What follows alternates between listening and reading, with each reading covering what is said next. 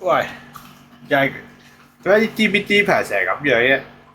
我幾次玩就係咁樣定咗喺度，跟住佢要間燈出，點樣轉都轉唔翻出面，卡死咗喺呢個咁嘅位度。幾日都係咁，睇彩數可以驚頂到而家有燈出間燈出就冇事。燈出再入個。唔知點解開 DVD 先喎，其他 game 又唔會咩卡住咗。點搞嘢？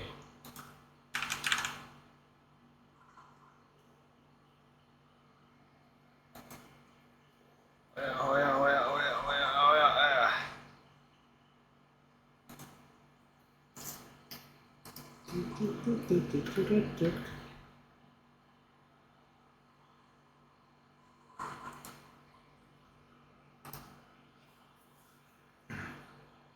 佢因為呢轉更新先有咁樣卡住，之前都冇試過。佢最慘係縮唔到去翻桌面，又閂唔到隻 game，但係點解可以開到開始嗰落行嘢？你可以間燈出翻冇事。點晾住啦呢個畫面度呢種。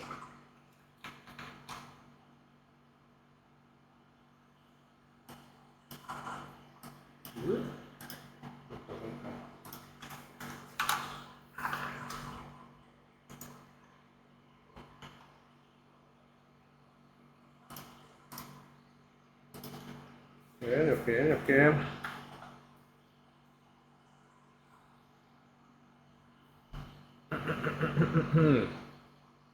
佢10點半佢有嗰啲8週年嘅啲活動嘢啲直播，所以睇下10點半，去玩10點半睇佢嗰個直播講咩。佢出咩《龍與地下城》DLC，不過我冇睇過套戲。好似已經 show 咗出嚟，但係得個鏡，得個畫面，有隻唔知乜嘢彈出嚟，一睇開出嚟睇。IntotheFog DVD， 已經見到有 DVD 嘅，呢度撳翻去。就係睇埋都未入到去啊！喺邊度啊？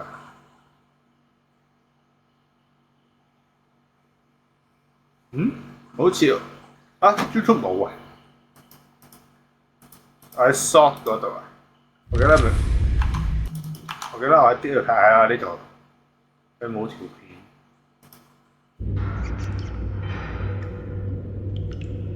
係個 DLC。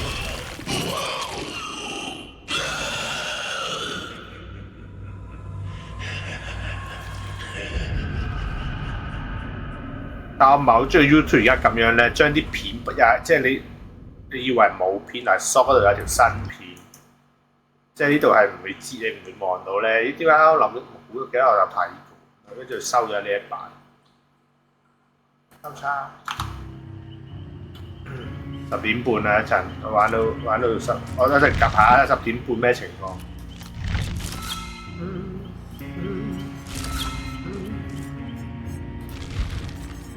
殺手好似唔知仲要望人幾轉啊，望下先。呢個係咩啊？可唔可以殺手任務偵測使用氣場偵測權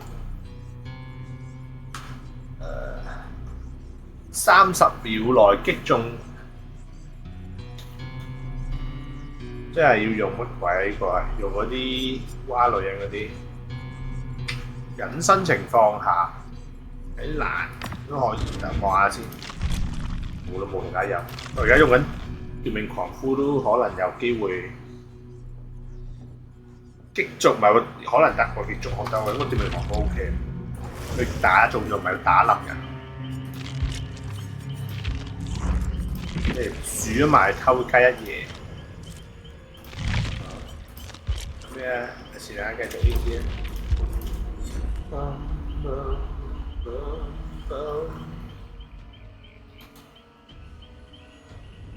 10點半去夾一夾，佢有時唔知咩咧10點咩，你入到去咧仲喺度咩倒數30分鐘。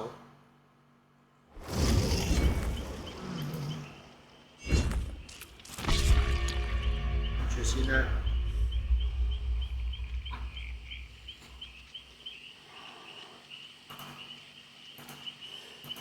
再急急。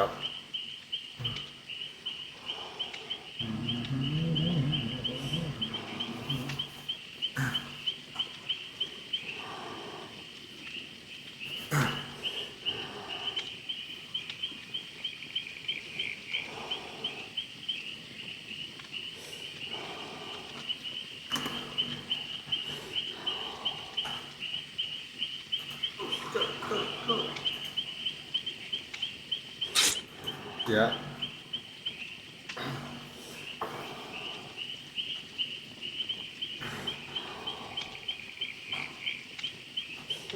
Go.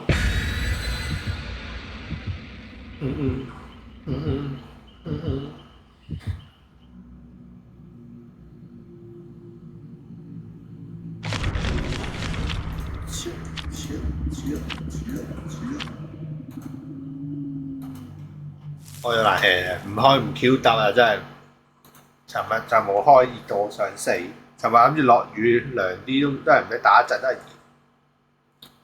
今日唔得，而家幾多度？哎呀，24度。我而家呢度25度。尋日冇開，尋日涼啲，冇開冷氣30度。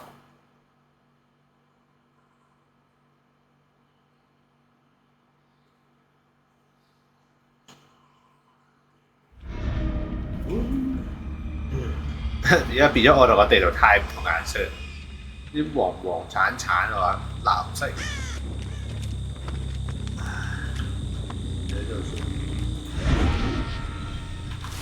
呢度未有人機。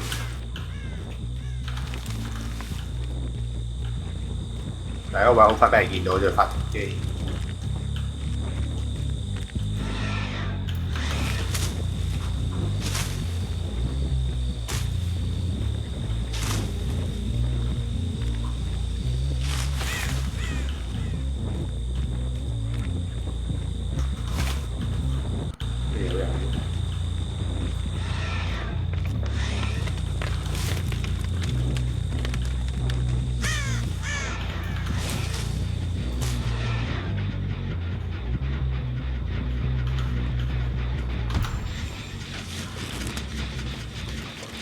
吉唔吉到你先？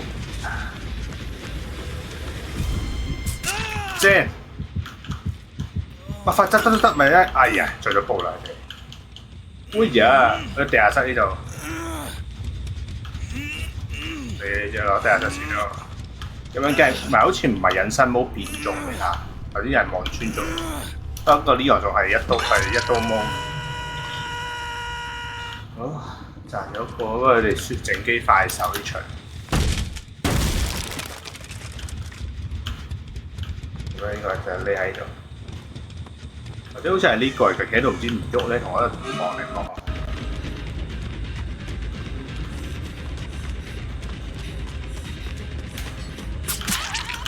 吉咗下先，就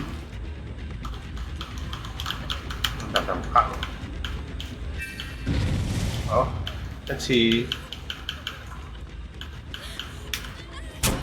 唔得，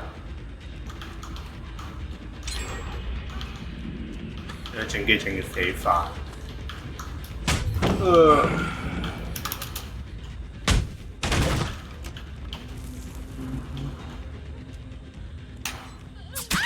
陰到你，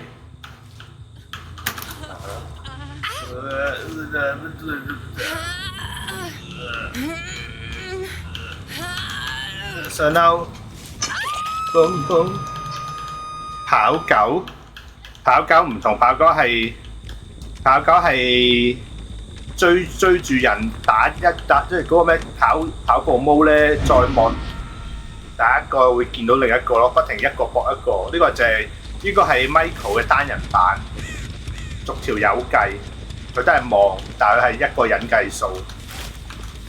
Michael 係唔理噶嘛，計自己個值點就得。呢個係每條友計，但係唔係叫 Michael 好用啲，我講真㗎。哎呀！但係呢個可以踎低咯，好似人咁樣踎低。佢要隱藏，唔好俾人見到佢喺度望緊人。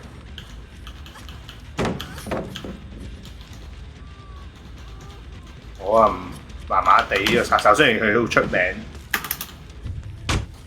我會寧願用翻 Michael。佢淨係可以踎低啫嘛，其實個好處就係，同埋喺打側望人，好似玩嗰啲槍嘅 Rainbow Six，好似斜斜地咁樣撳。Michael 要正常人咁樣企，哇！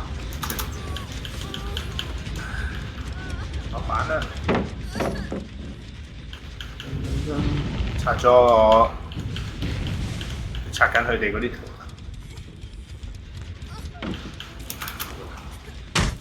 大板你追唔到，跨欄啦！哎呀，到呢塊木板啦！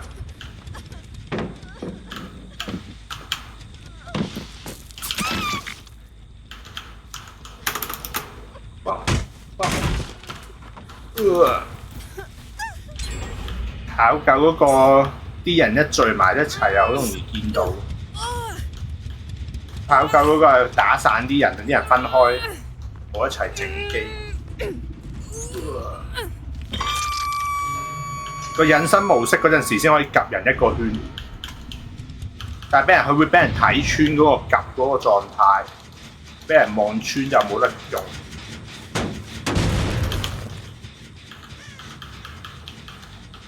跟住。你要放啲人走，一係就慢慢好似行路鬼係咁突突轉追，一係你係由佢走，重新你自己匿翻埋。但係匿翻埋咁樣放人走，可能都整晒機率。我而家冇心跳嘅，而家佢哋我踎低，佢哋唔知我喺度。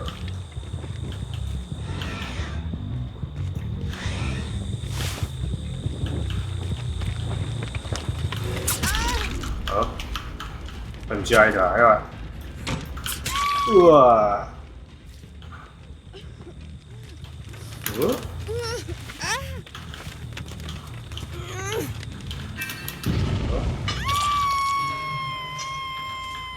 佢拆咗毀滅，跟住嗰個鬧鬼之地仲喺度，嗰啲上勾圖騰仲喺度。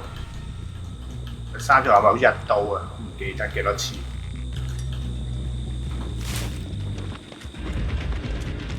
飲片啦，佢都睇穿咗我。翻嚟加速，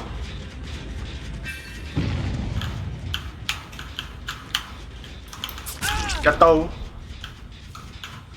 佢唔知我有草銀仔，又救多次。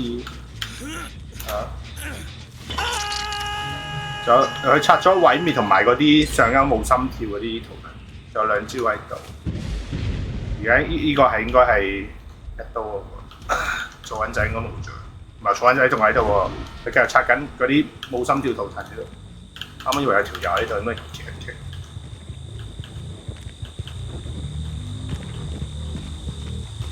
但係踎低就睇嘢少咗。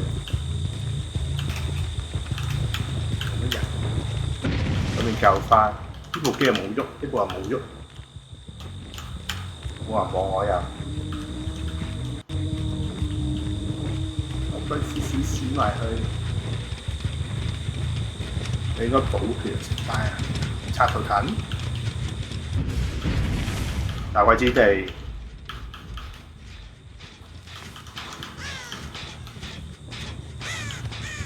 有冇人喺度？有烏鴉人行過。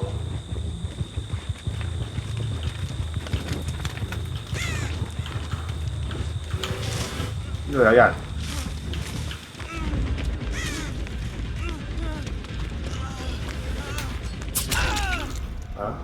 不留活口。哇！打頭啊頂！竟然有打頭。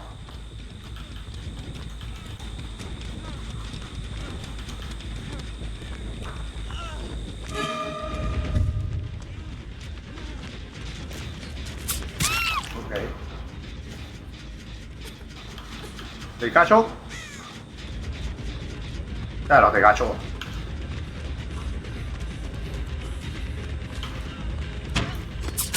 好，就個 Leon 喺邊？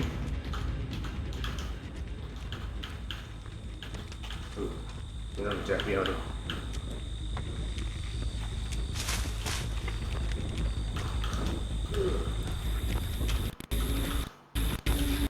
哇！硬整喎！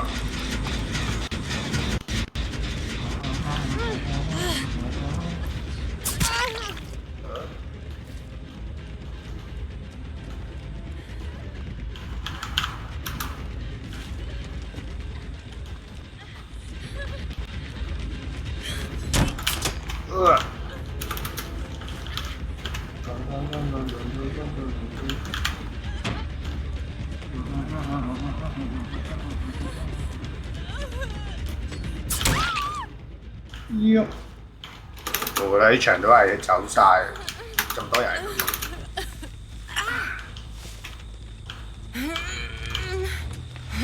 幾快啊！後面部機。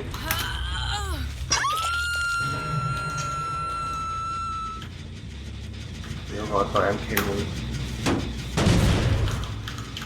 追翻部機先，做得好少嘅，係嗰部最快。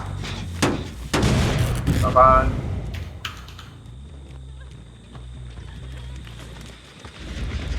飛機，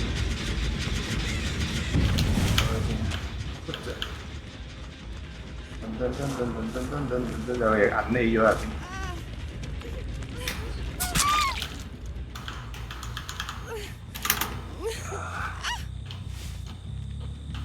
你見有幾條受住傷一齊整埋嗰部發快咯。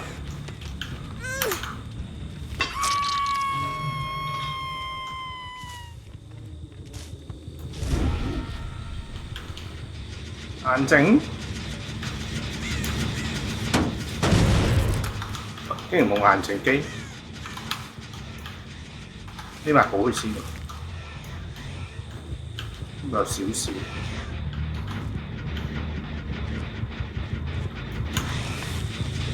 咁咪救翻。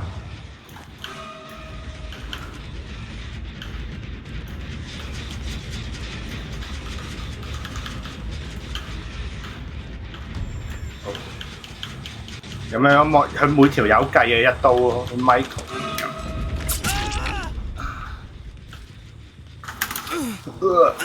要睇佢俾佢望穿之前，你要望到一個圈，因為你匿埋死咗幾，佢又整翻呢部啦。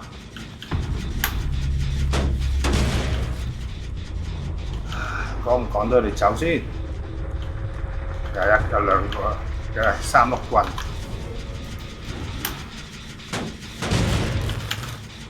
仲有最遠嗰部嘅，最遠嗰部睇唔到啦，睇兩部。我記得你成日想整呢部機，喺板後邊啊！有鬼！出邊？佢又冇望我，佢望我會有個面嗰啲氣啊！係咪有啲樹葉？啲樹葉嚟㗎。我行佢冇着晒亂，即係呢度啦。可能嗰個唔知開門定咗咩啊，匿埋咗等開門，有人跑行緊埋去咗門口啦，咁快。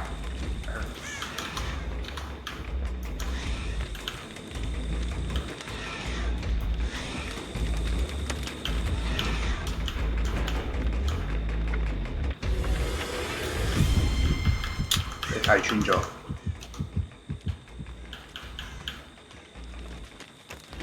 跟住嗰個電鍵門繼續開，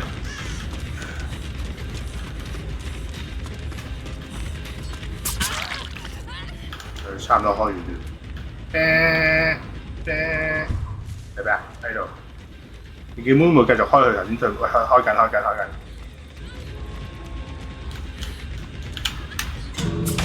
好，唔知佢翻轉頭定直去？翻轉頭。好啦，可能有衣櫃技嘅原本。殺兩個走兩個，好亂。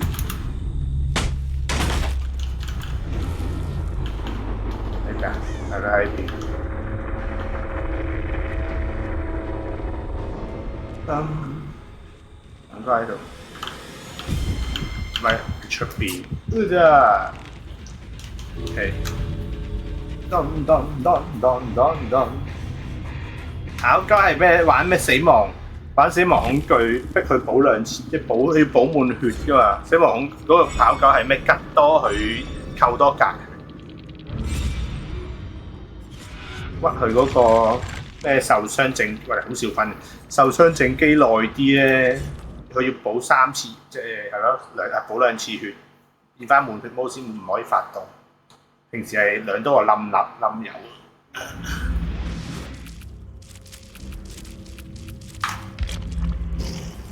撳埋後呢做咗，做乜鬼啊？任何手段，所以懟2條友，用佢啊！我都唔係好中意用呢個，唔係我頂你要繼續，麻麻地用呢個，好煩。要嘥時間望咯，仲要鬼鼠毛，你唔可以俾啲人知你喺度望，佢知道咗你就冇咗廢咗你招技。佢專登攝呢啲嗰啲冇心跳啊、陰佢嗰啲，一係啊拆錯嘢，拆咗鬧鬼之地。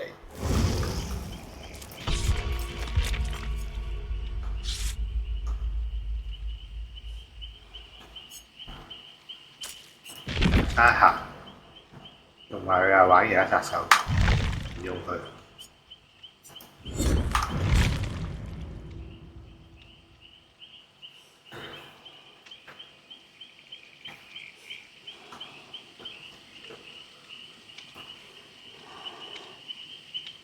9:24。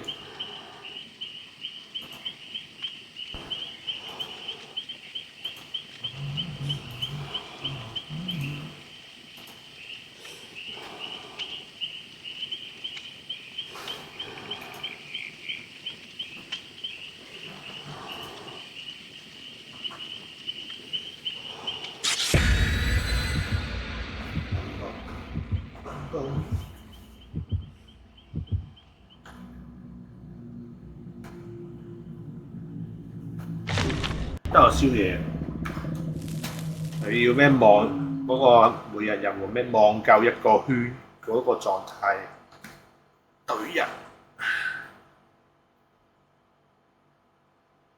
你室內場玩會會屈啲嘅，即係呢個室內場有埲牆，啲人唔知你喺埲牆後邊，喺門框即刻撲出嚟。戶外場嗰啲頭先嗰啲咁空曠，佢企一企高位就望到我。你起碼知道大概係邊啲，嗰啲室內場真係睇唔到，冇聲嘅。啲發電機唔知喺個門框度側邊，一係成個俾你稱嘅，一係俾你陰。成日見喺一門框發電機一嘢，呢啲場咪會好少少咯，有啲位置。成啲人呢度快啲穿過，嗰度好多人經過。呢度目標一嘢起碼撩一刀咯，如果好近我撩一刀，如果遠可以望下。近佢可能都望到你，你望唔到成，不如吉佢刀少少。睇下企咩位置？即咁近佢會望到你嘅位置。吉啦，你都望唔到個圈個時間。好啦。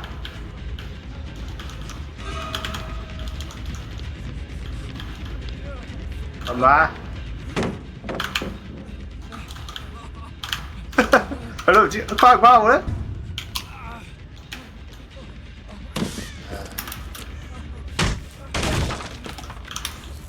太遲啦！首先咧，我撳翻睇下幾快手，啲人快手啊！定機已經着咗步。點樣爆炸？要望我頂喺度。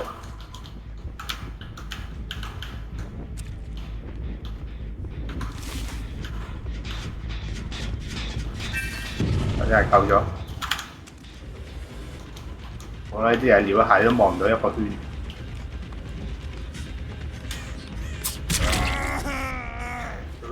衝出去啦！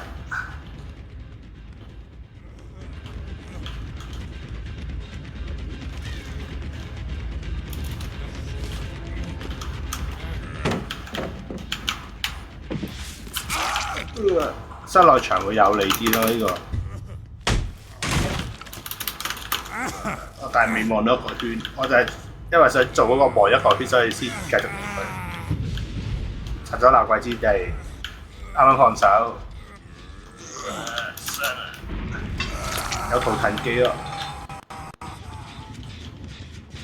考呢度啊！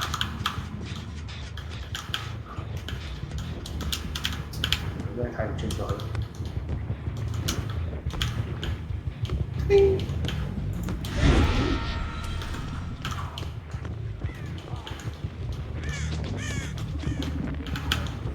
我聽人受傷聲，但我唔知喺邊。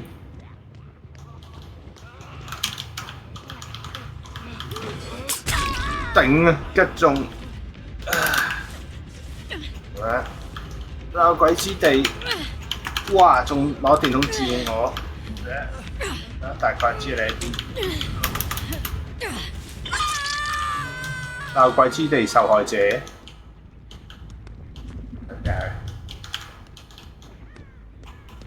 反應先，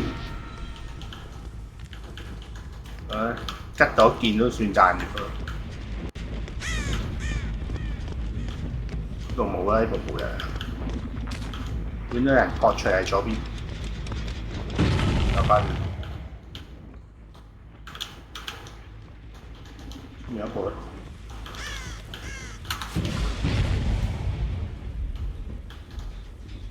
啱放手。咁佢都知我喺度。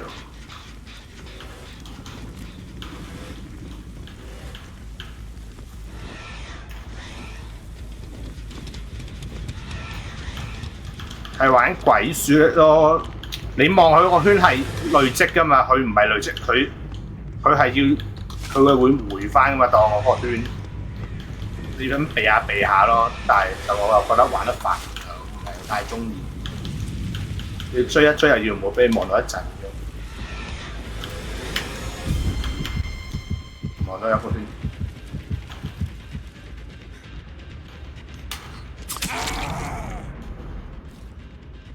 唔知咩圖騰機，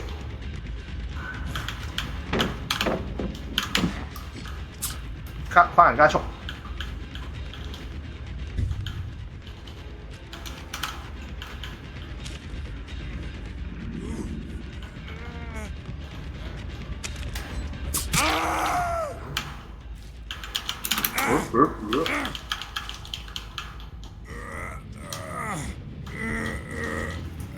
你追嗰啲係咁直衝，係咁追住，特別可能 Wesker 啊、鬼武者嗰啲會啱玩啲。呢啲係追下放下嘅。唉，你最勁就係望一個圈，一刀冧。而家冇㗎，你只可以追踎低，踎低唔會加速，踎低行慢啲。你儲住先啦。儲住99留翻下段都冇。咁快，我諗住要追一陣，已經即刻吉到。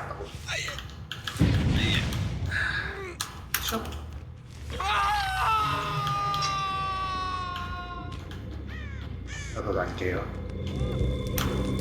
可能都回血嘅。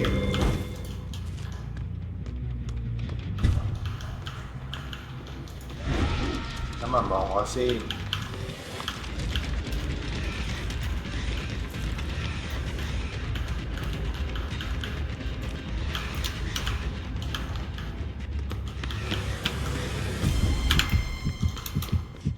冇，俾人睇穿咗。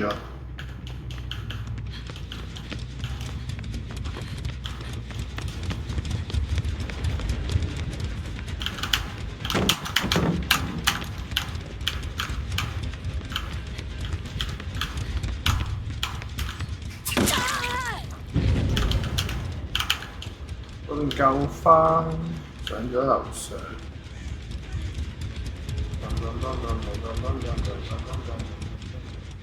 即係追到咁樣，你隱形冇意義。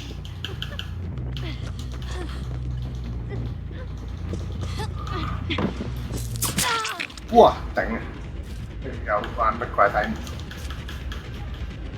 到。好啦，翻落去。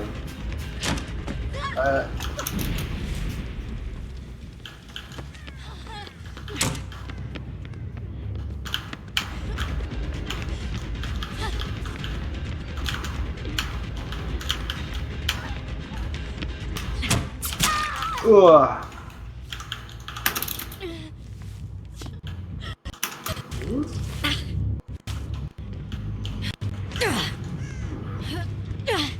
差兩部機，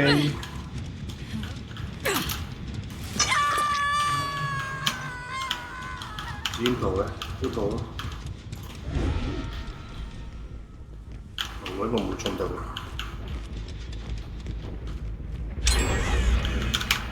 啱啱就喺度着機，我喺度啊！從天而降，呢位我派俾佢跟到。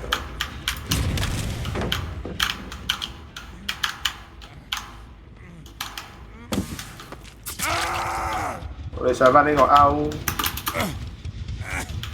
我哋右邊呢個係。太板，好似殺到多個任務。我而家好似未正式望到一個圈咁樣打，望一個圈變一刀吉人。好。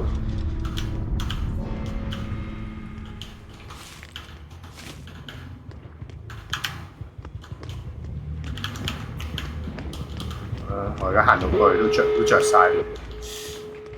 係啊，估係開正門啦，嚟開邊啊？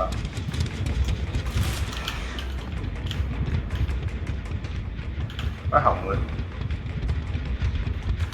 我喺度。開後門，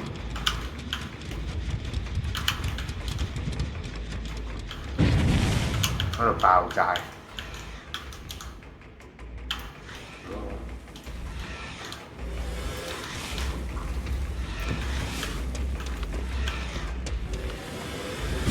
唉，頂爭少少，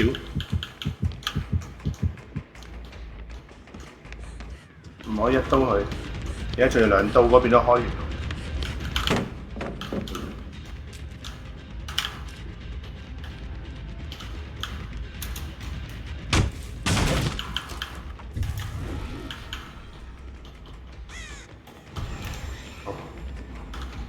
得唔得咧？我係玩保護戰。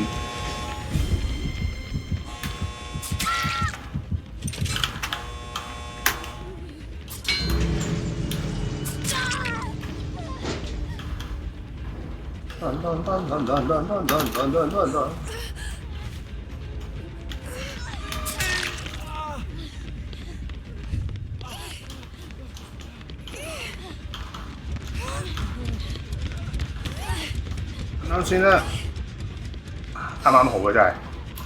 好，跟住兩個有一個行咗出去，跟住交換人質。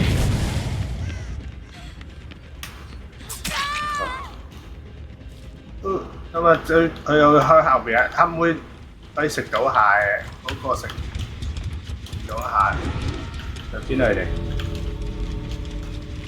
兜嗰邊啊，佢喺度冇亂，佢唔知點樣兜咗出嚟，我都唔知喺度。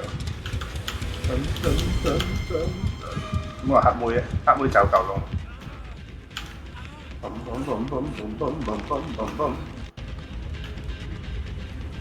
佢可能可以喺後邊。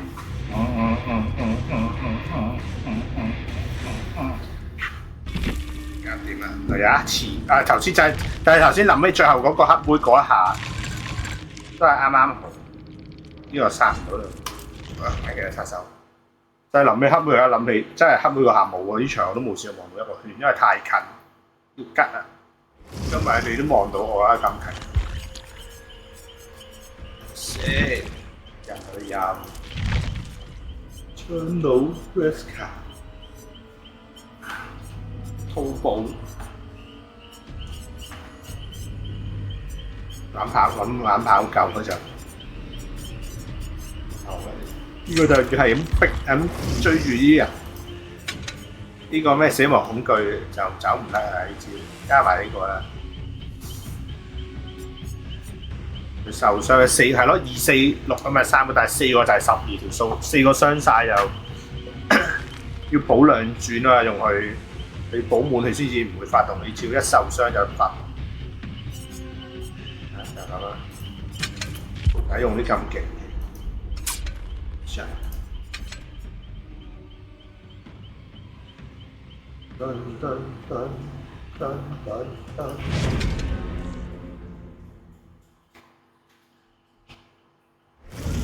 對呢2件，頭先淨係對咗1件。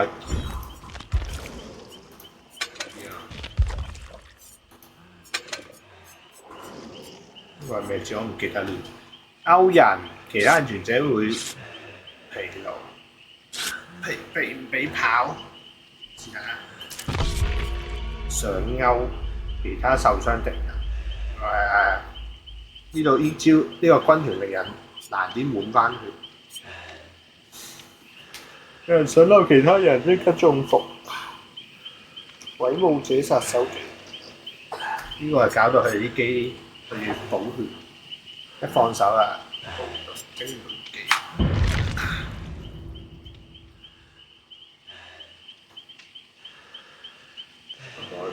多。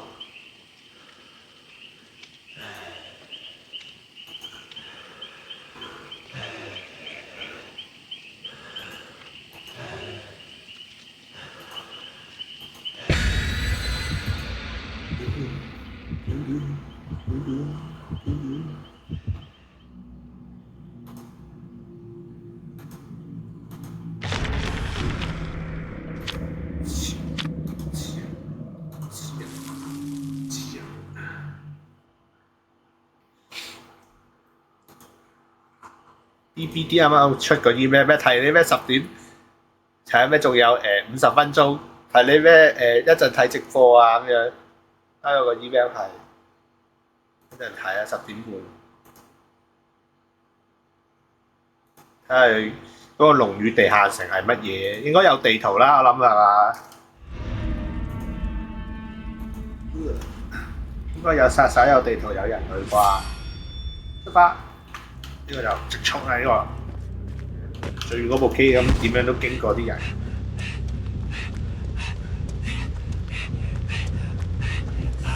吉一件會見到另外啲人咯。如果即係佢附近，唔知應該心跳範圍。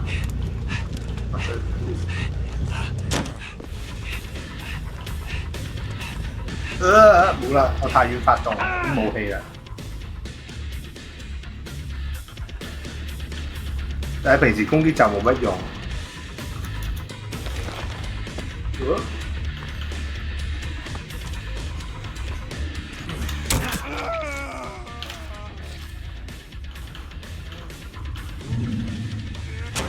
你跨呢個反而容易打，你跨到冇得玩。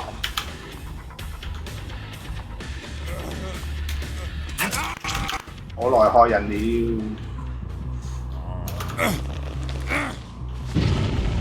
仲未爆。有失見啦，有冇人啊？冇人喺度落板啊！哇！突落去，其他人未傷，個招技發動唔到。上樓。邊度啊？仲喺度係咁爆機，再望下先。就下粒落去，有個人喺度吉下吉下，嗰個粒位面。做咩啊？嗱，有咩噗噗噗一踢？有個喺度，佢咁樣加速毛吉中人會，附近啲人會現形咯。會一個搏一個，冇去落板。追唔追得切啦我？中，咁繼續追你。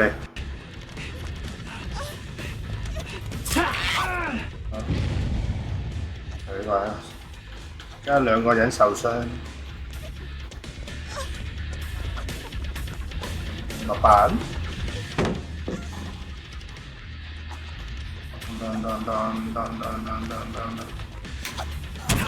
我真係，但係部機有啲進步，梗係食緊啦。我來害人了嗰個人過半啦，啱啱我冇望佢，唔得閒理佢。我踩翻塊板先。而家兩個人受傷。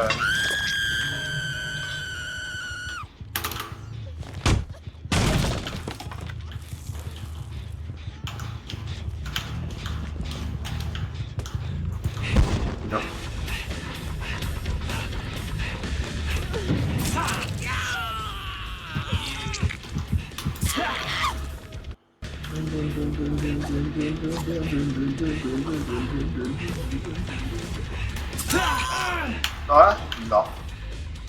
而家三個人受傷，睇下嗰個仲有一個，如果嗰個傷埋就會減10啲速度。成為落，反而冇落喎。總有，又打頭，請打頭。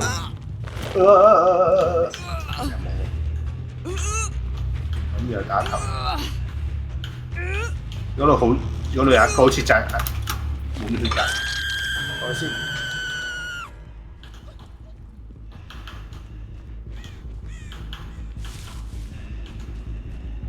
咪踎咗咋？我跑得好快，過咗去。好，即係一個見到你一個。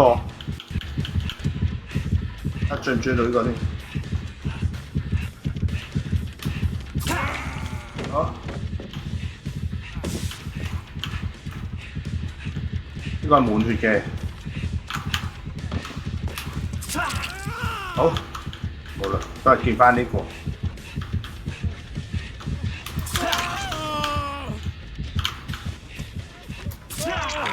好，仲補。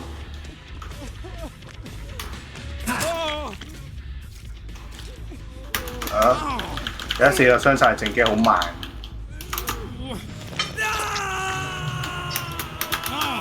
入衣櫃都會睇到啊！呢、個係落板或者你啲加速走人。好啦，落地下室太遠。救翻一件，而家附近嘅咧。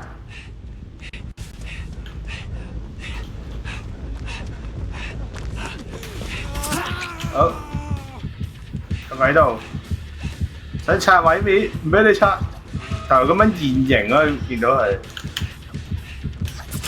好，冇啦，仲有啲好，仲有嗰兩個好遠啊，係咪足夠噶啦？係阻住人哋做嘢咧，就呢個睇下不停，因為你知道個正確位置。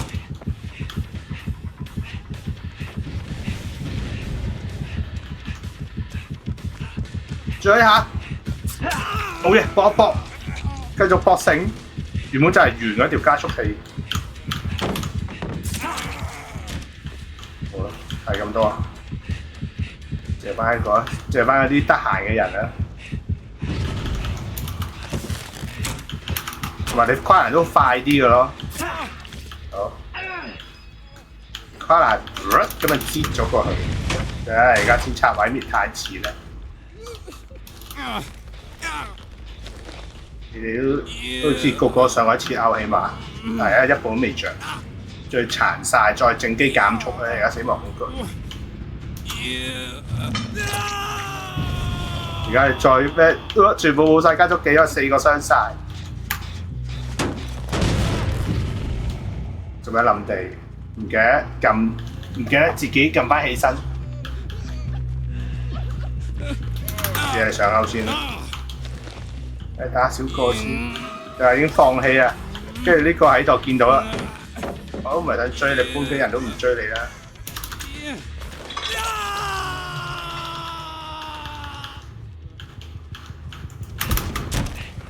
而家聽聲受傷，你加速魔係睇唔到腳印，應該去救人啊！落去先，300歐。好，我咪一個搏一個，一個擊中就得。好，唔係好衣櫃呢條友，算啦，唔理住，搏晒人龍先啊！哎呀，頂得篤唔中佢，但係你已經只可以不停爆周度做救人嘢。買晒蛋啦！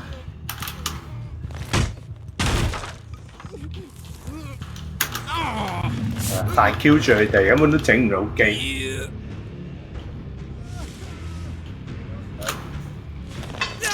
死！殺咗一件啦，應該做到啩？我唔想佢哋全部分晒事咯。我點都殺到多一件啊！而家佢哋不停喺度互摸㗎啦，而家就最緊要互摸。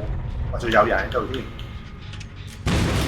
我已經放棄啦呢個，我唔玩啦。呢個仲係滿血嘅喎，應該係滿血嗰個人嚟，即係嗰兩個受傷啦。上樓，前加兩個受傷人。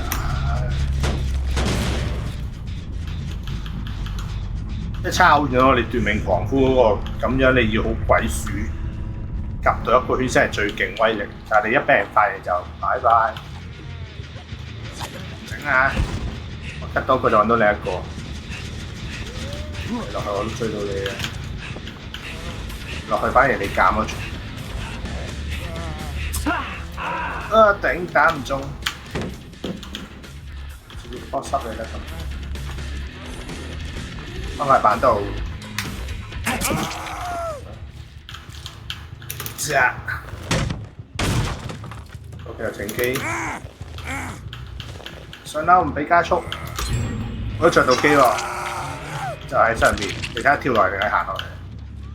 跳落嚟見到，你要追咯，如果你要打佢幾刀。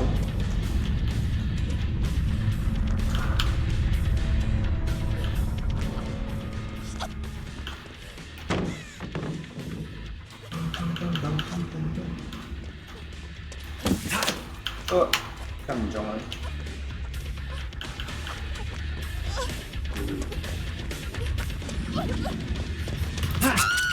唔得，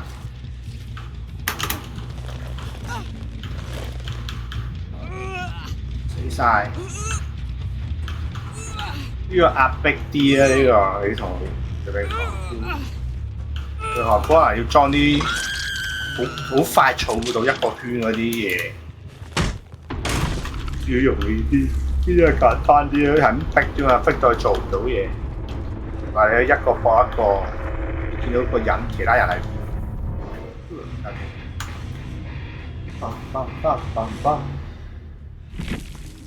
我梗係呢個明顯，呢個好用啲。咁同埋你幾個抄咗一陣已經完咗場㗎啦。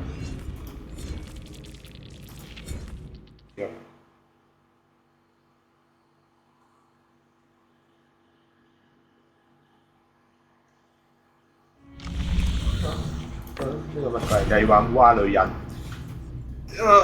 ？30秒內擊中，呢個係咪軍團嚟？當場完成。氣場偵測啲人喺附近擊中係啦，擊中唔使擊冧。嗰下跑步妹應該都計數。我想玩其他殺手喎，而家。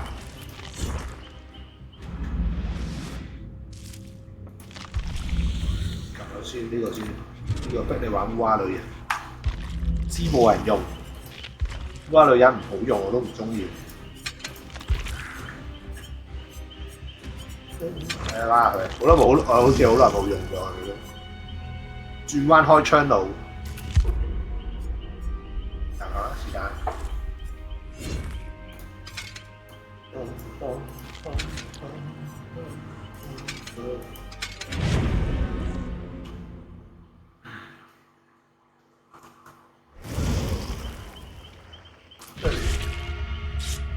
是啊，9點52分。是啊。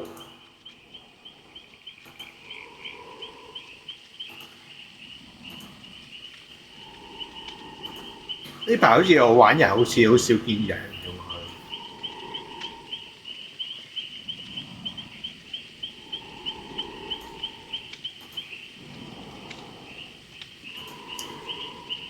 呢個都係槍路啊！呢個係槍，不過佢嗰支槍唔係直視。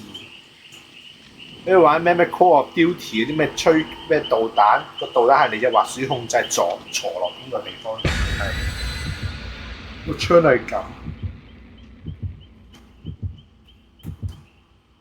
有個咩死人頭，啲人解又會係咁射勾，一解但係我又可以即刻傳佢去個位度。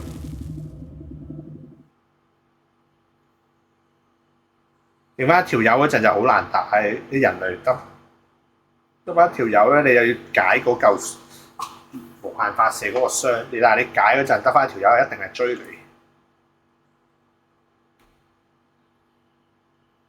咩睇時機啦解喎，所以咩搬緊就即刻解。呢個都 OK 嘅，呢個地方可以行少啲路要傳。嘛，呢度尾位，應該呢邊嗰一頭應該有人啊，有個人啦見到，落去下邊嗰個廁所窿，有你啊，落廁所窿啊，一俾落。好多人落咗去，而家唔成日勾住啲滑太多轉彎位。喂，我個箱啦，即係竟然冇到位置，如果攞執咁啱咁好彩，我執到個箱，就會亂咁射落去。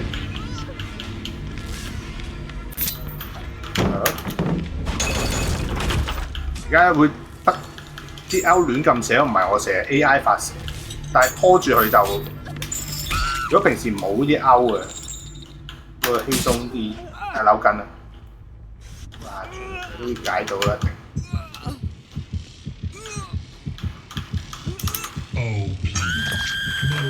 哇！傳一次竟然傳一次，喺邊啊？我喺下邊啊！佢喺下邊扭啊！佢唔係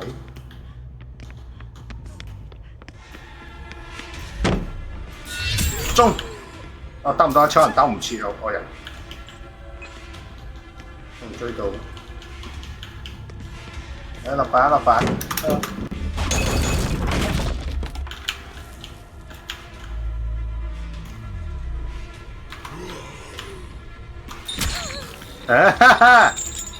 竟然撞埋一齊，我諗住射喺嗰邊射，我諗住行嗰邊射勾，唔使得太遠。我射中我個人行唔切，佢話解晒啲面度咁多主角位。呢個 OK。佢轉咗直勾啊！以前轉彎嘅喎，即係好似拋物線，變咗直線直衝。其實直線容易啲，我就講以前係好似好彎曲。轉彎咁樣射，佢唔係直線，槍都係直線㗎。直線好用好多喎，我一排都冇用，唔知佢更新咗。好似有腳步聲，呢個樓啊 ，ice 頭頂，聽個腳步就唔知係。有啊，我而家冇人一定全咁冇目標。係啊，跟住個一樓啊即刻救。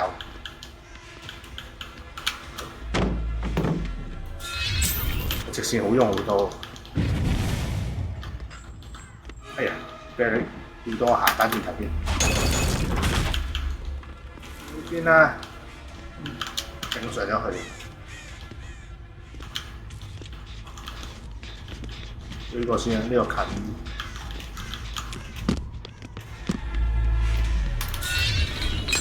打唔中，我有圖騰技。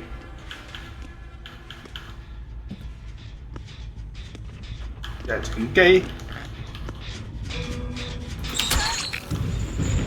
哇！冇啦冇啦，隊友玩，殺咗我毀滅。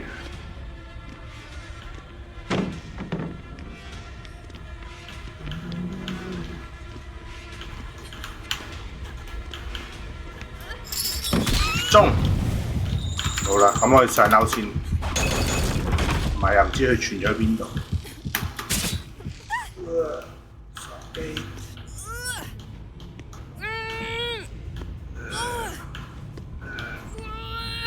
踩埋塊板，好用好多啦，直勾轉彎，近好難中。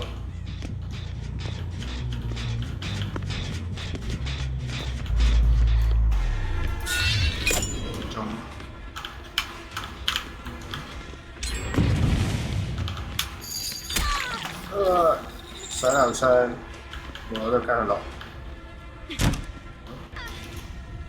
落地下有顏值我冇。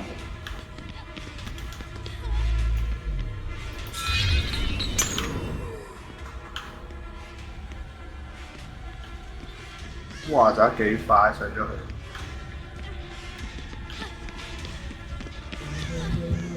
又漏啦！我而家又唔可以漏啦，追到咁近。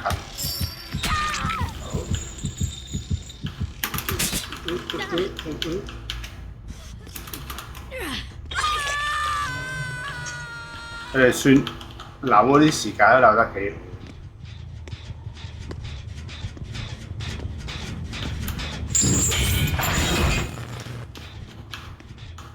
好。好快。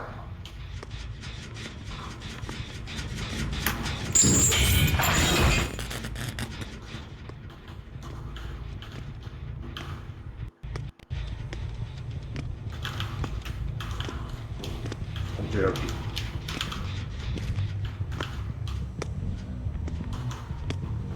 腳步聲但唔知喺邊，大家見到。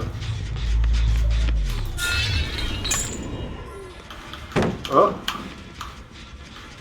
會翻塊板一次啊！哦，點解聽到揼嘢聲？我企度咯。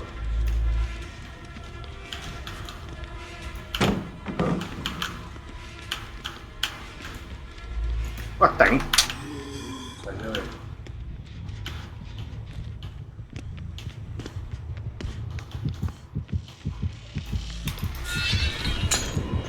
轉咗一次我，轉咗先唔得，呢個追有啲距離。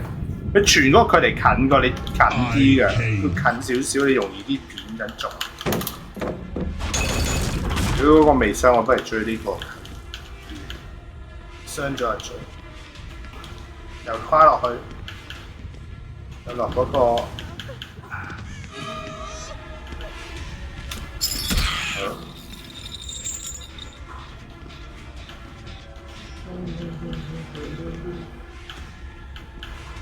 佢呢個空曠好玩啲，有啲勾呢都係直，你唔可以90度咁踩板。但係呢度係咩咯？個頭路嚟咯。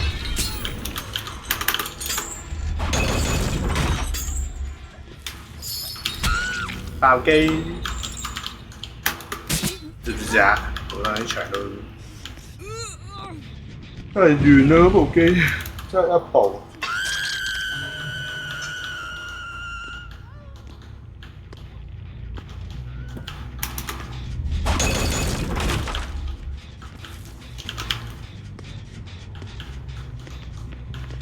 樓上，係咪真係佢真係個色喎呢個？呢個追住佢啊！要佢揸色走。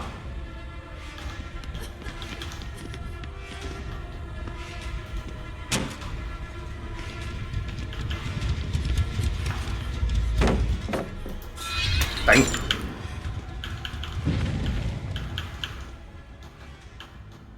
喺樓上，太遠，太遠唔捨得勾住，直佢又落翻去嗰個花籃位啊！嗰個跌落去。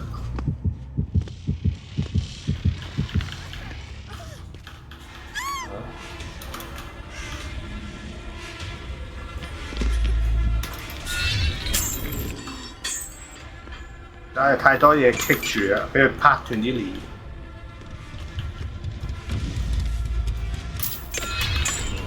冇辦法寫啦，扭出嚟。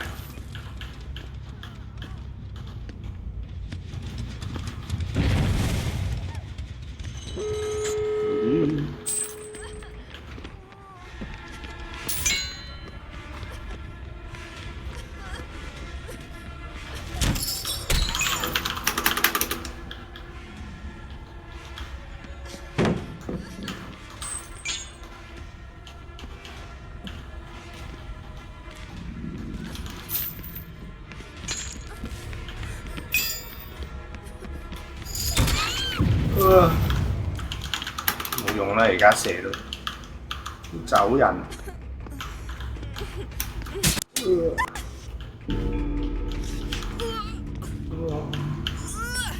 搞擦板佢，哇！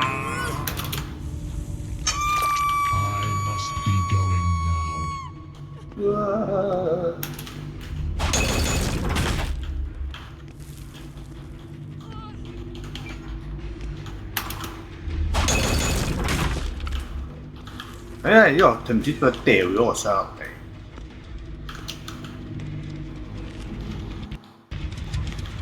有人救翻我。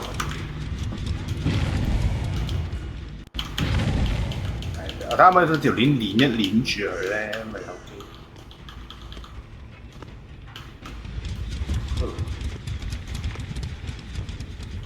你要做呢個加速，跑遠啦！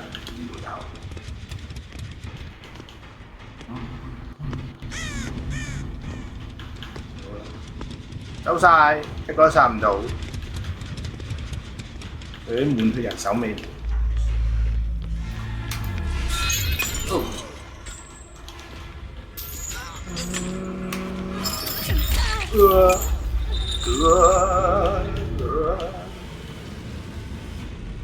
好，而家對唔到。打兩格。10:05。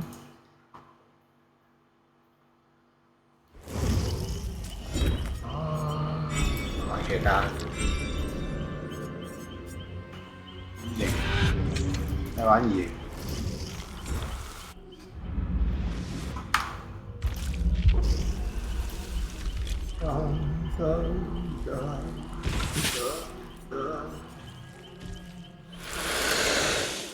點解會用呢招咧？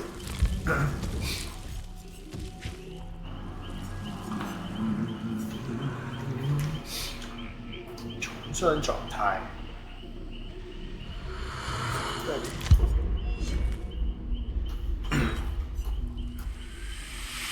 因為點解而家應該玩到一場，第二場又唔知啊！一場而家玩到啦，睇下玩完。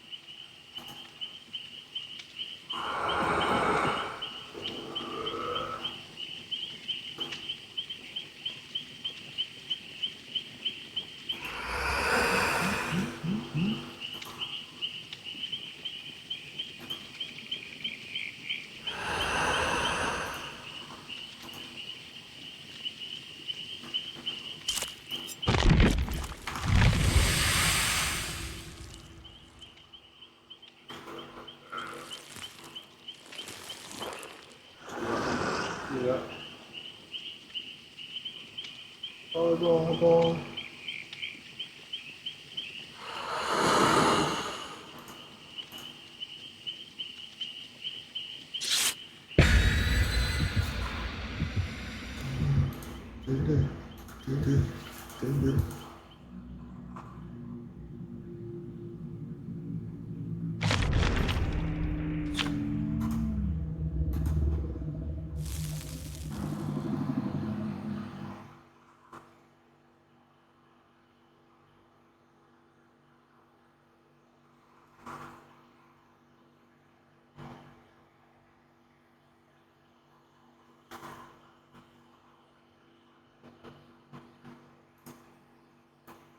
7分。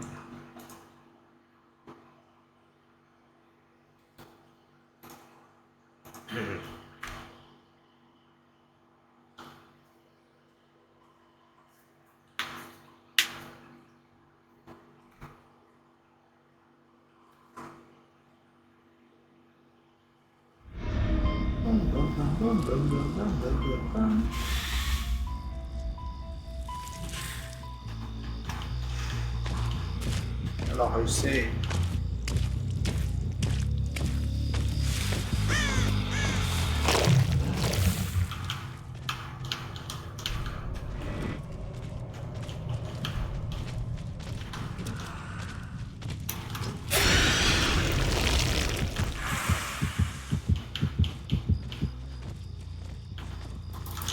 哇！真係望你唔到啊！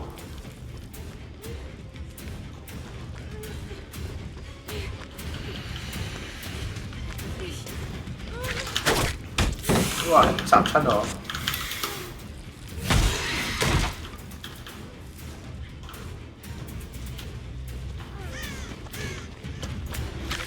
好，呢個爆機。炸你！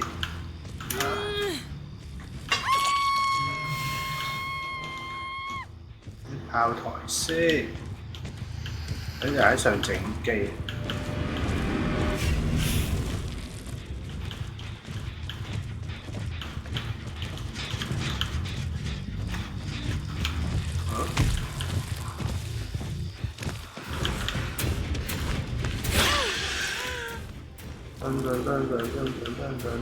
我仲在緊勾。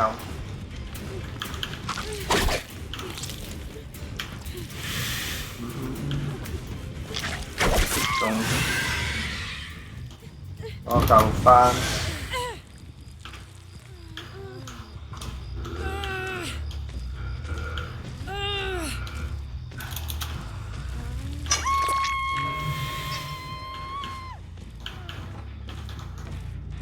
一上整機。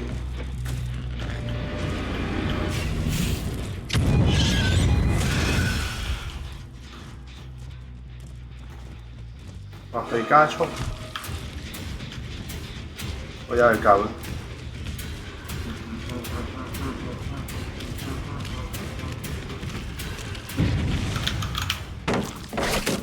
啊頂！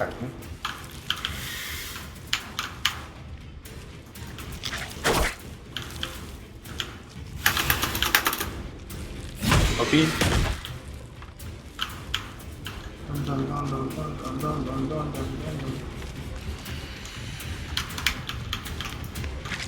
東。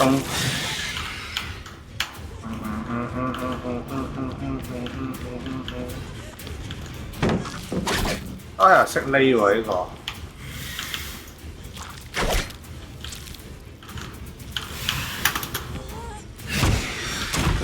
佢中咗伏，我以為我想彈俾你，但我想齋板。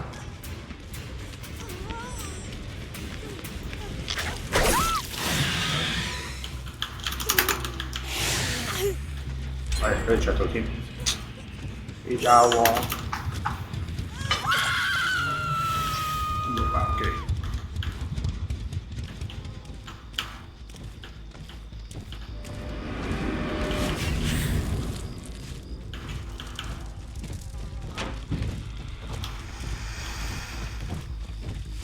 翻嚟翻咗，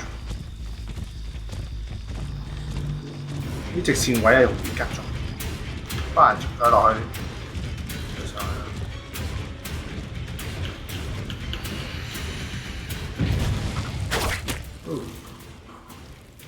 落地加速。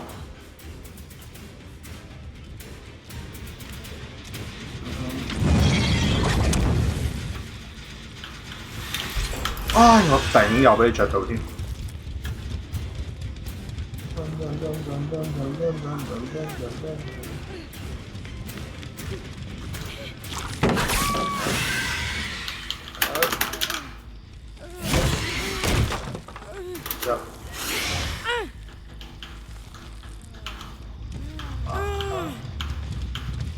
即係個炮台，我未夾起，我未得分落地。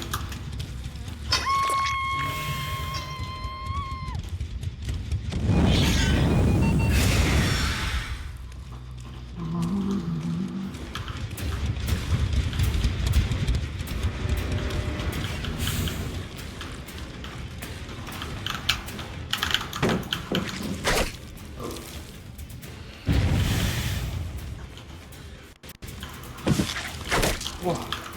咁咩嘅？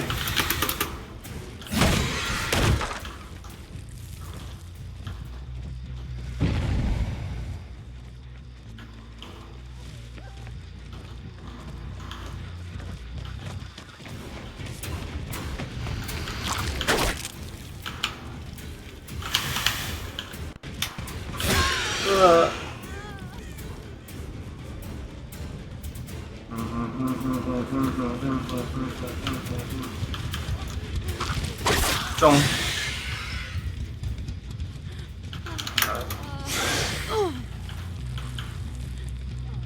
所以有天將愛上。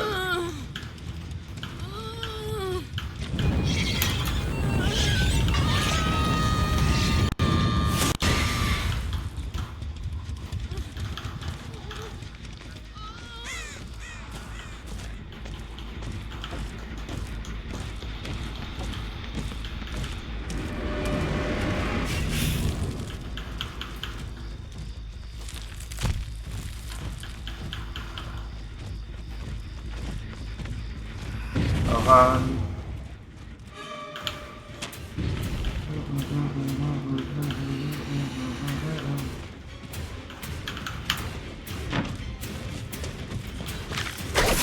中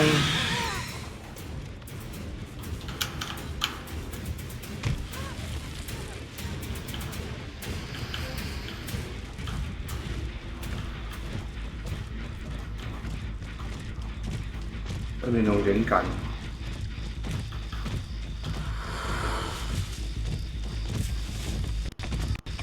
左邊有條友想頂住咯，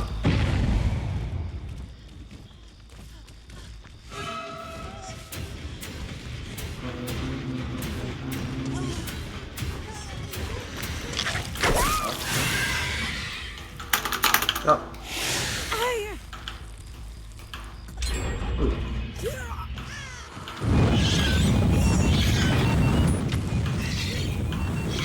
冇影響。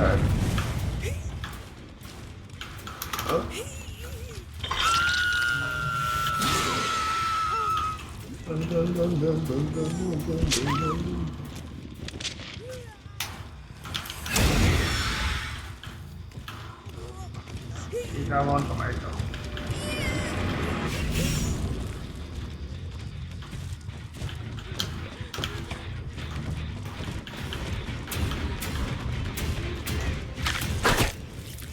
呢個落地加速。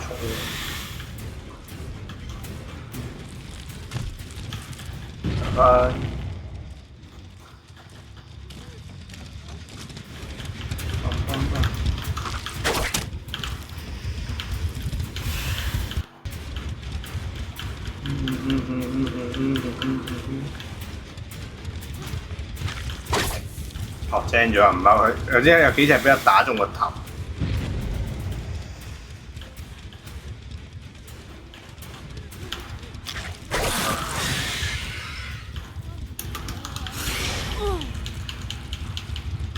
整下揸到。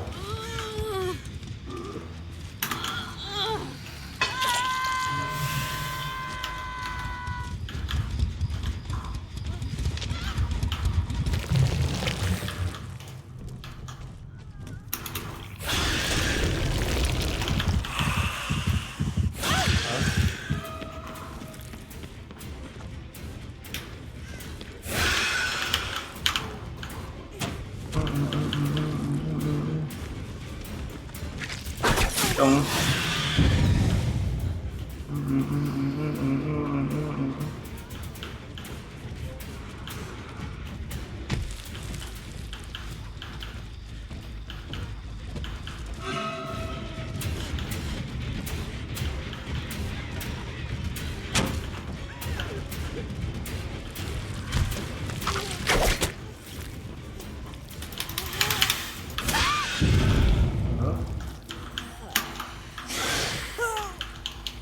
咁啊，炸埋再一次天災後。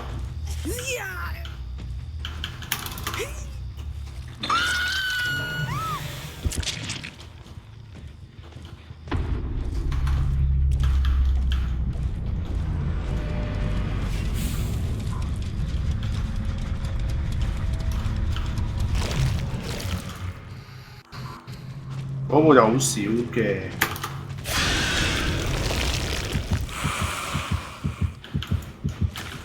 1個鐘。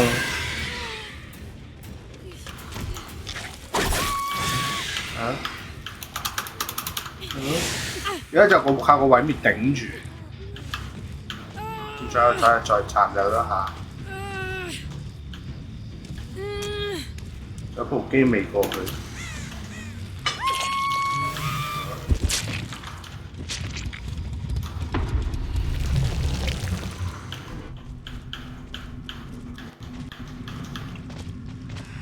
又喺附近，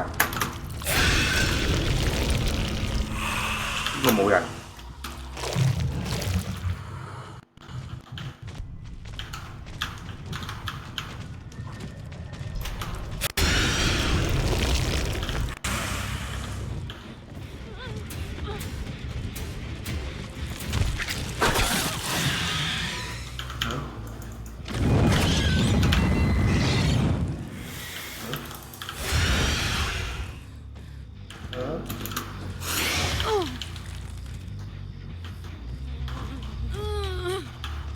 翻一個人喐得。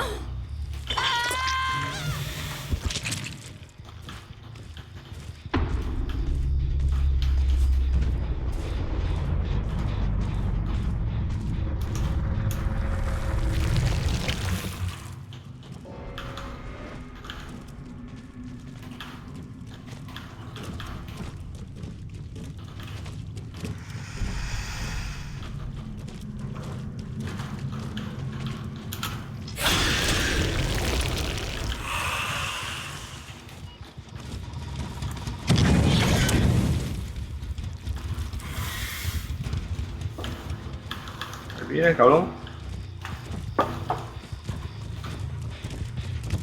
住咗佢啦！喺個邊位度，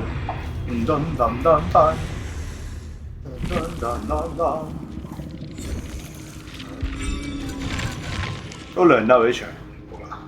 偵測殺手咩擊中，差唔多啦，玩唔到多場。開定等啦，等10分鐘。依家呢個時間又開唔到多場。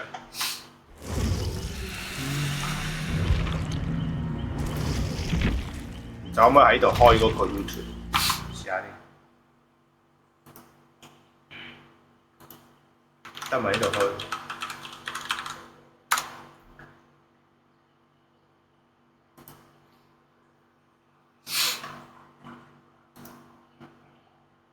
有咁多個嘅8週年有咩唔同？可唔可以即係唔同語言啊？啲咩文唔識亂？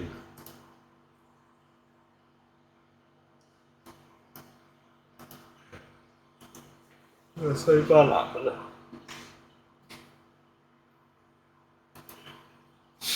等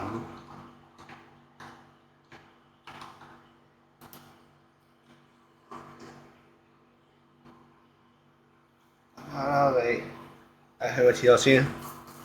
等。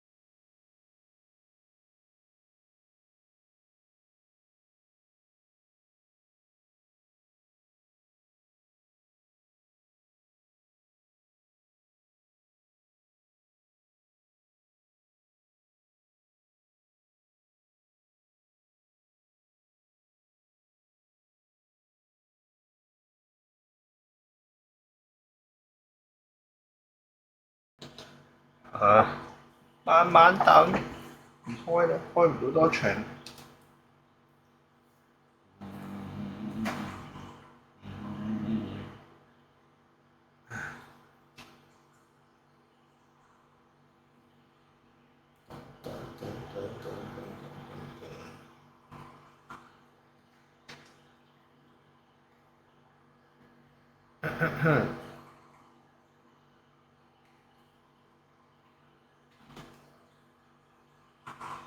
7分鐘，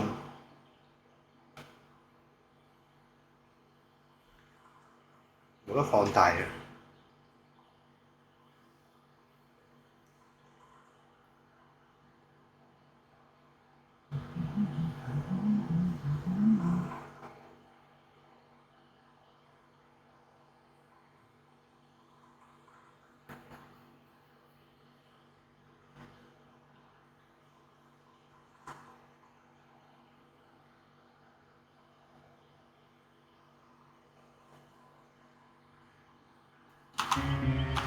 最呢個版面真係冇聲。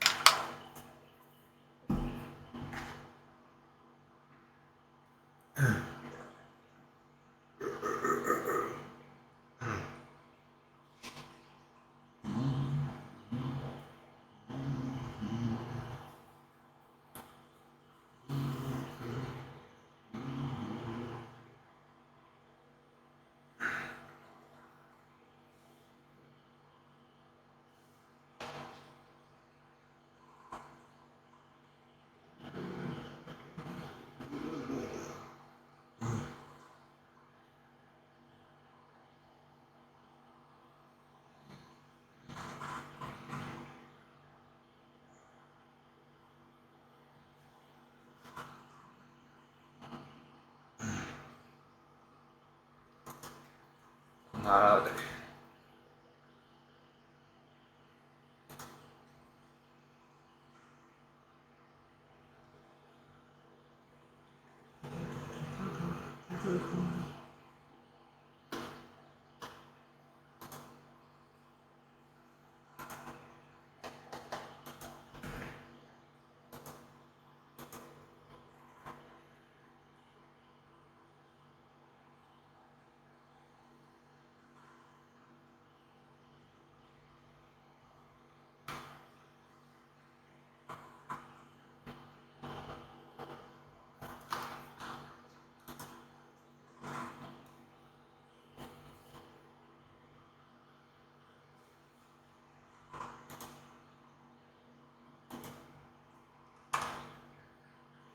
玩 Twitch 先，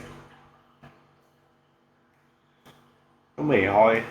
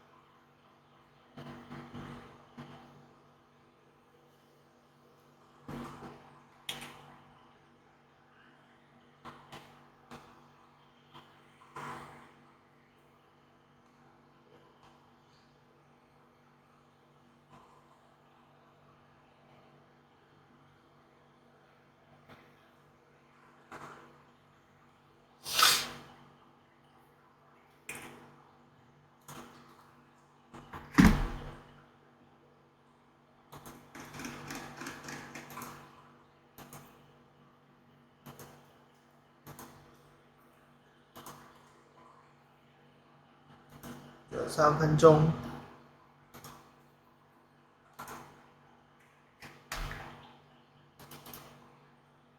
真係未開喎。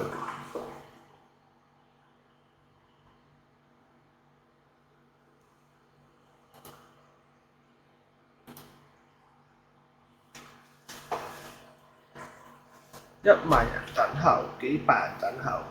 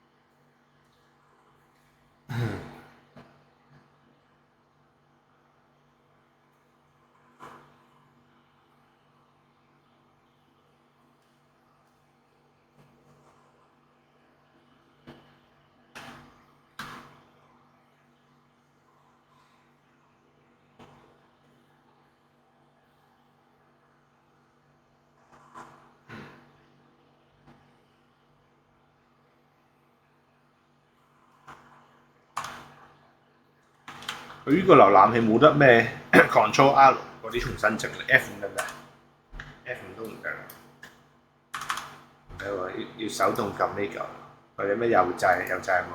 重新再入。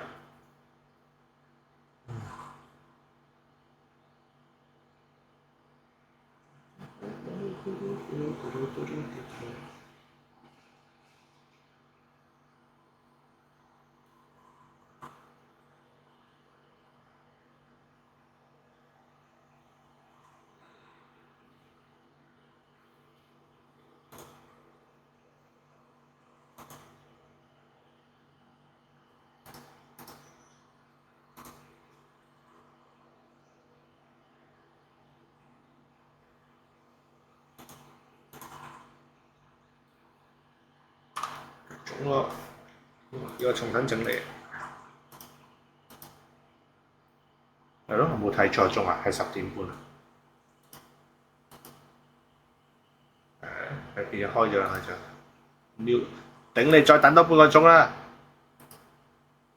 但係佢唔係有個咩 check room 嗰啲嘅，俾我估中喎，即係再等多半個鐘啦。你開定俾你咩入定，咁我咪可以玩多場啦。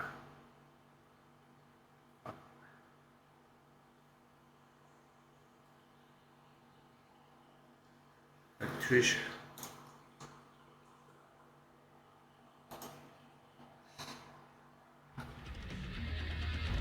有聲咯，啲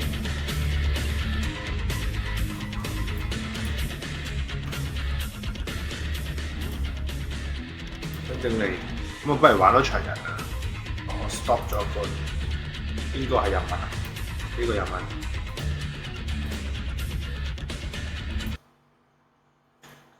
即係仲有半個鐘啊！咪不如我玩場人啦，人我容易啲夾下其他嘢。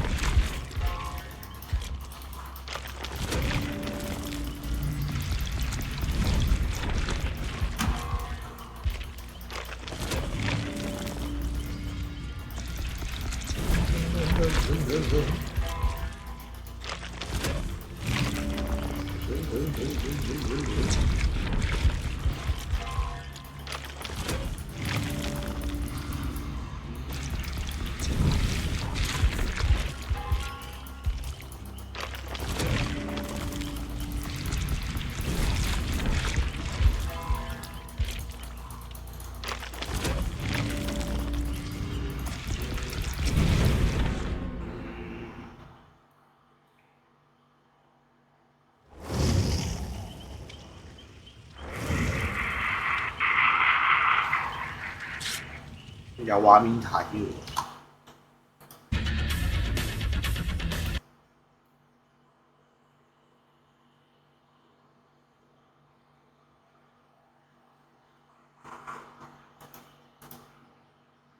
自動產生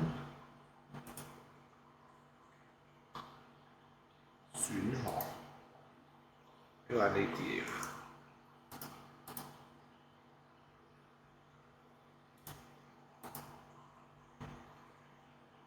我覺得唔係有個，佢呢個版本冇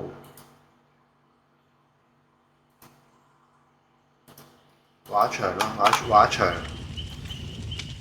先啦。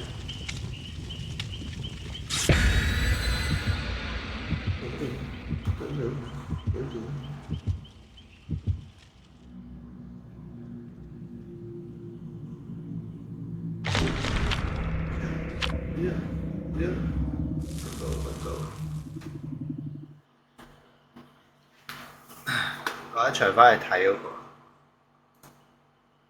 但係仲要等。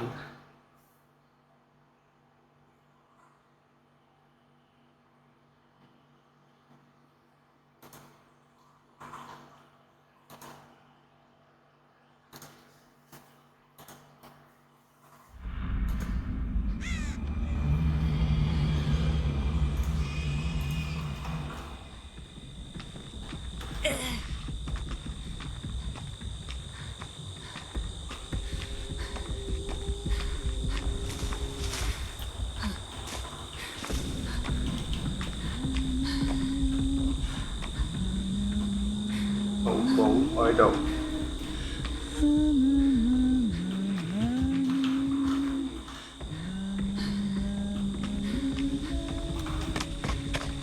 黑灰。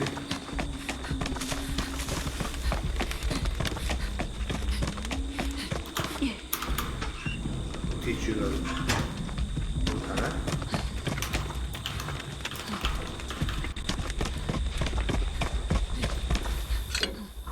每天屙3次屎。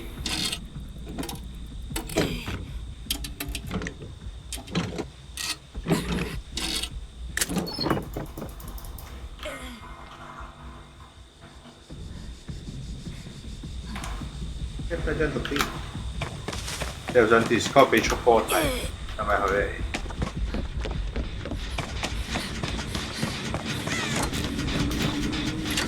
影機加速，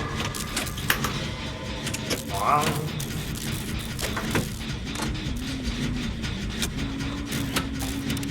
等陣。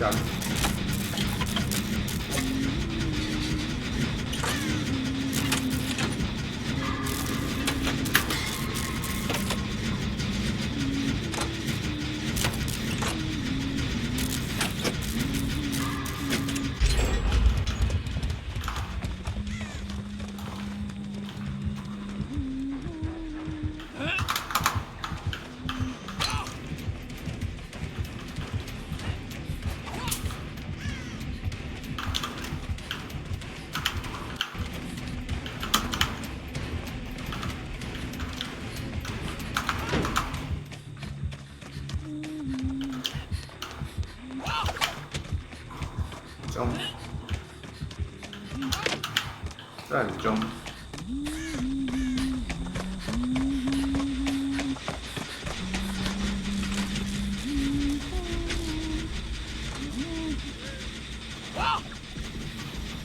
啊！接翻部機，有工匠啊！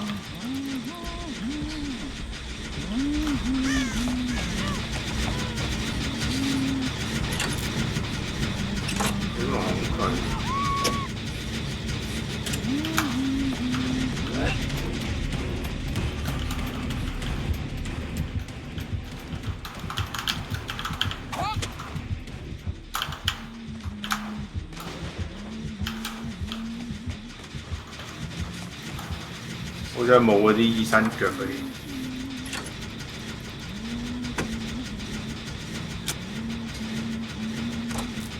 一個受傷。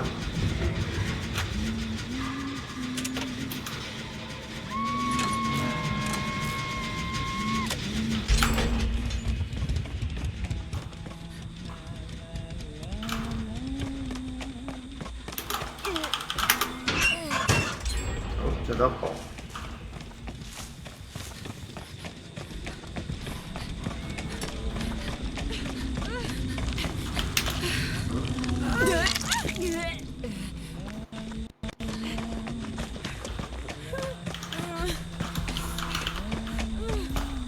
啲危險呢位寶，開寶緊血，應該係珠寶塔。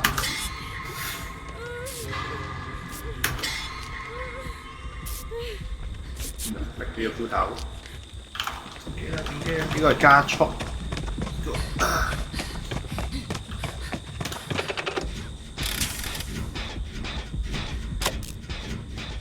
兩個整緊同一步。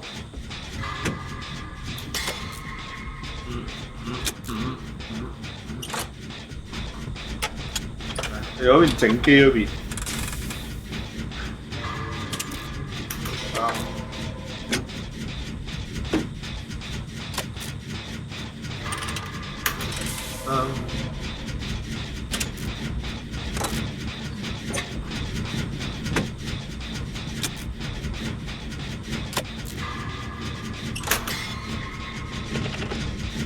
俾人阻住整機。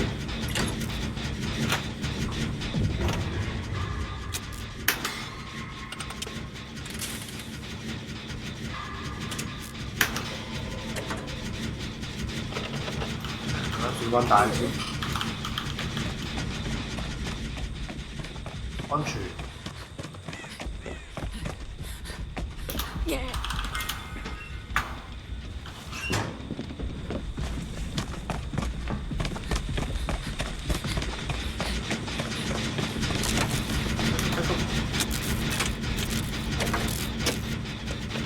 工匠。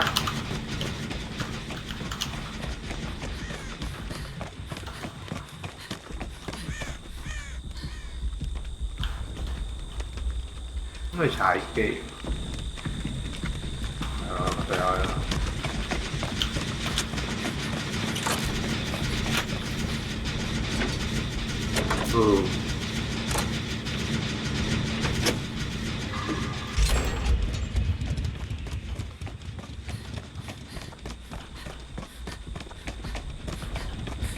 咗。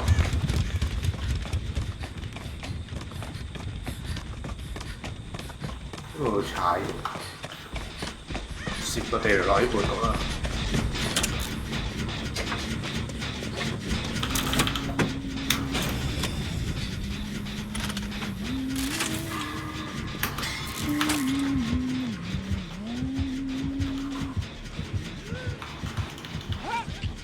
咁中，不如啊，睇。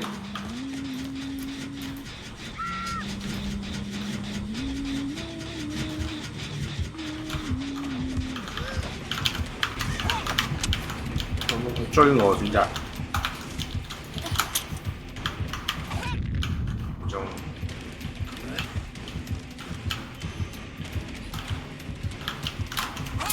差啲快一個圈，係啊，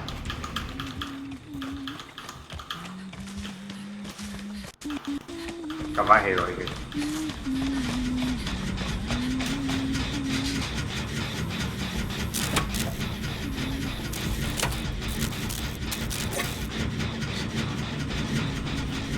我就諗邊度會踩啲，冇踩到。而家睇下驚有工匠呢部機構成。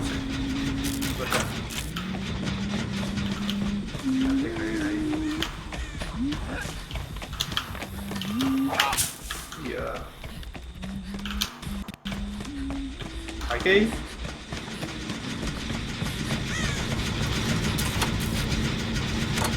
冇踩都係。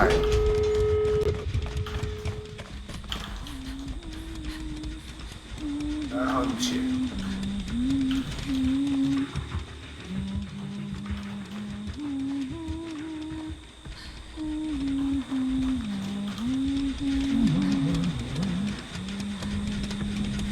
哇！冇人啦。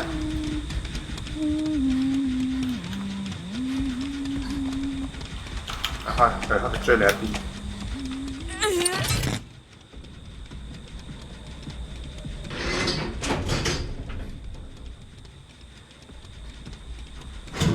經開咗。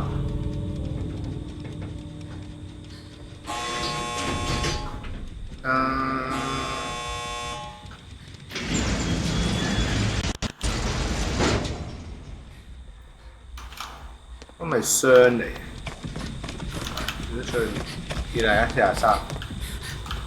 43，43分。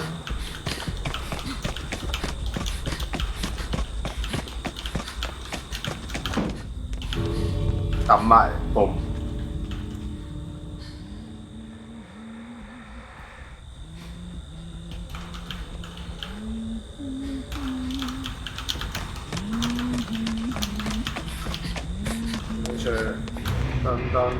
噔，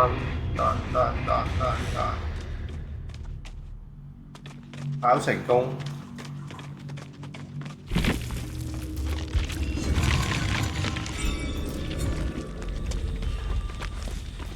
走晒，唔理你哋啦。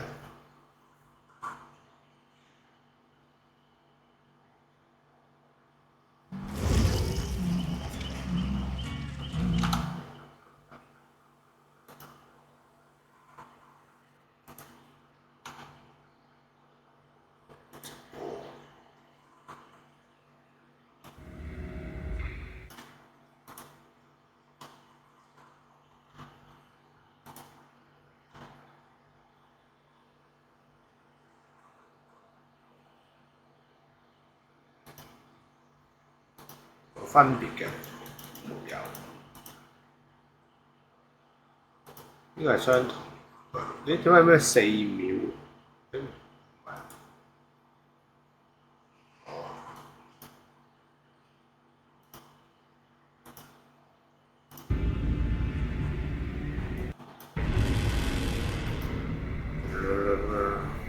我啱啱以為呢個係嗰個時間，但係未夠鐘。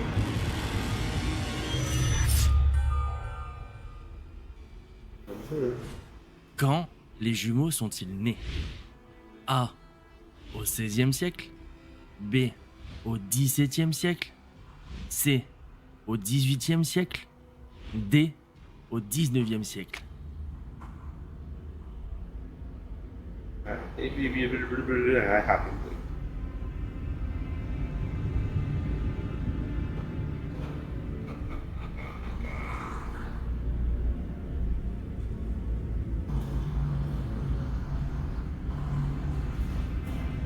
我望下 Twitch 有冇唔同。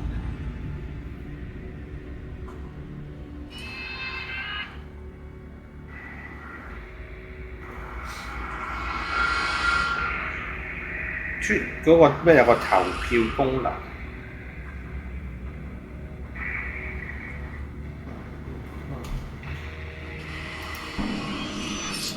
自動產生。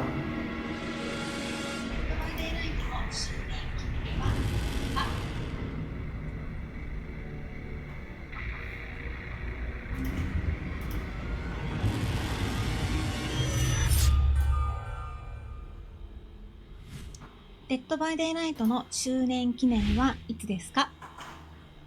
A. 6月14日 B.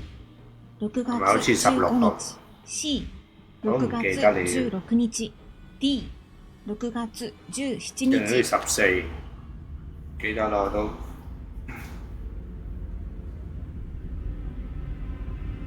14。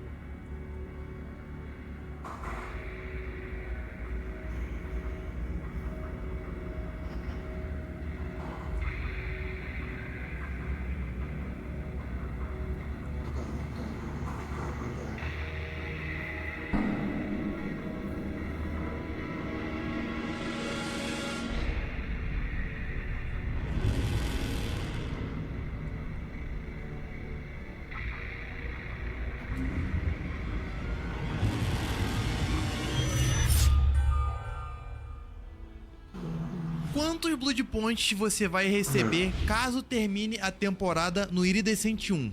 você consegue 1 milhão de Blood Points caso você consiga o Iridescent 1 tanto de Survivor quanto de Killer. Então se você conseguir nos dois, no fim da temporada, que é todo dia 13, você consegue no total de 2 milhões de Blood Points.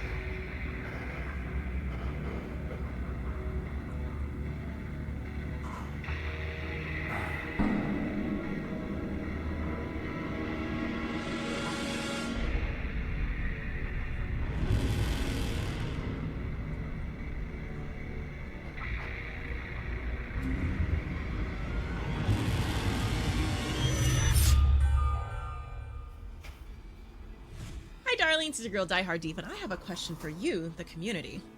Which of the following offerings grants 107% bonus blood points in all categories to all players?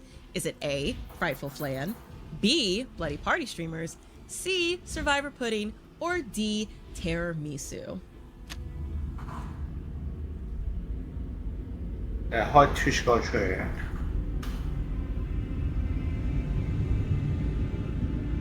如果兩邊一樣，等先，等到咪登入，我試下咪登入。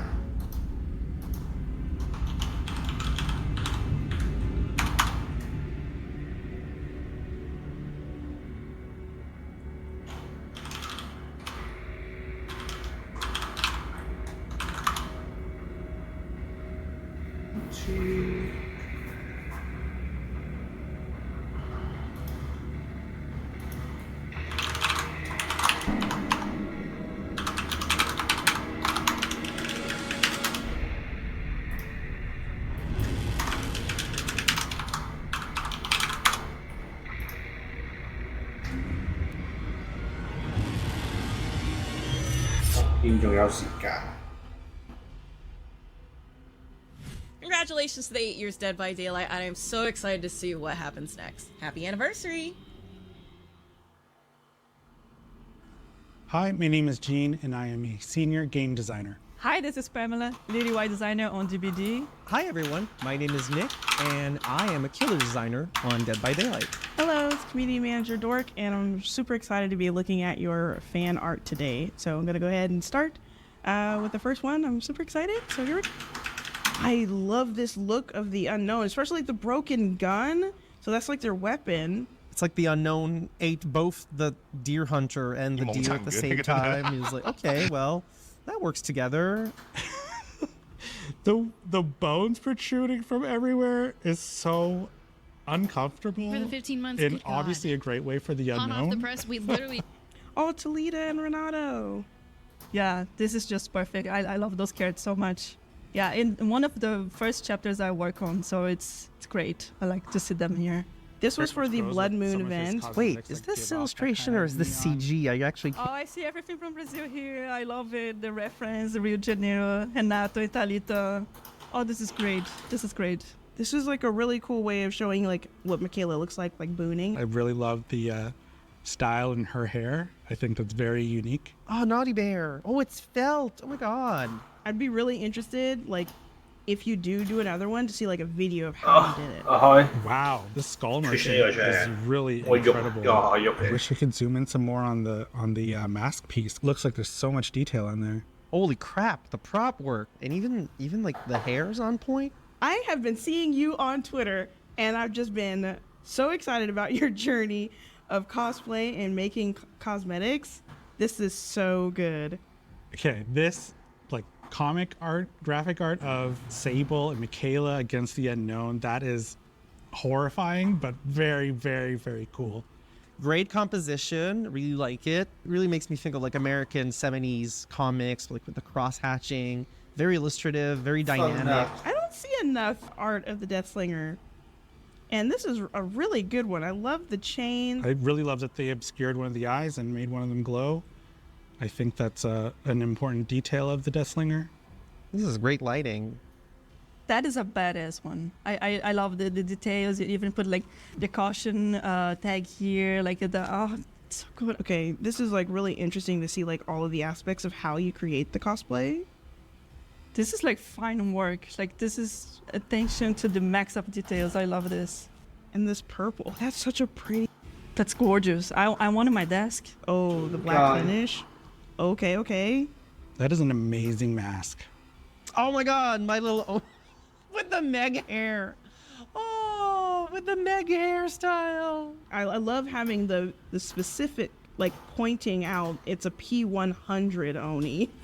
That's 佢純粹嗰個 check， 我以為佢會有唔同嘅 check room， Love the 即係呢啲 spirit. 字。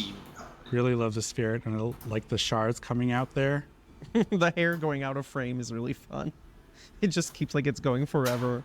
This is fantastic. This is a really great piece of the artist. Like, I love the use of the colors. This is the most colorful I've ever seen the artist. I love how one of the crows is a lot cooler and the other one's a bit warmer. And I love that she enjoyed companionship with her crows is a really nice idea. It's really cool. Look at her. She's gorgeous. All the little details and like with all the little rings going up along the crown. Such a hard work. I love this. I cannot even think how many hours was this, how many days. It's just really good production.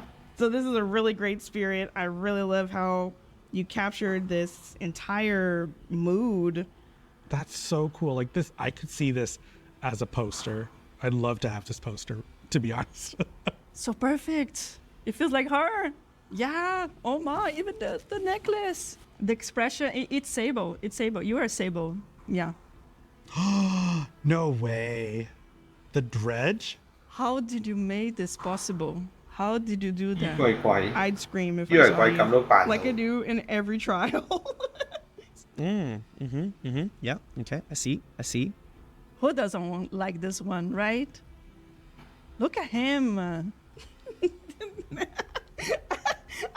I honestly would love to see this. I would love to see the unknown, like, in cosmetics of survivors.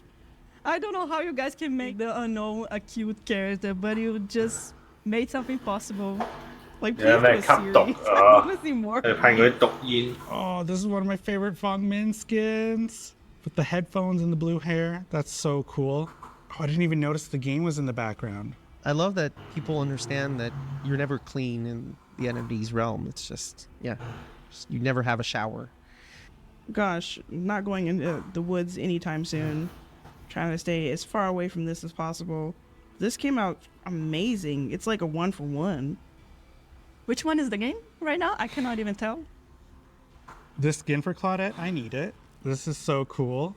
I love it. Let's go out on this one. I can use this outfit. Let's go. Oh, that's kind of cool way to present Sable's invocation perk. Because, like, it's all the different hands that would come to help her do her invocation weaving spiders perk in the basement. Oh, and the spirit. This feels like a real anime, like a screenshot from an anime. I think that's so awesome. It's just amazing how you make it. Yeah, I want to watch this. Can we make it? This is great. The entity is actually an infant compared to the other Eldritch God, and the entity's realm is like a drawing currently attached to a 5th-dimensional refrigerator. It's like, that's actually really good. I really like that idea. It's cool. And again, maybe, who knows? You know, this game is 7-8 years old now. Maybe in 88 years, who knows where it's going to be? You know, everything's possible.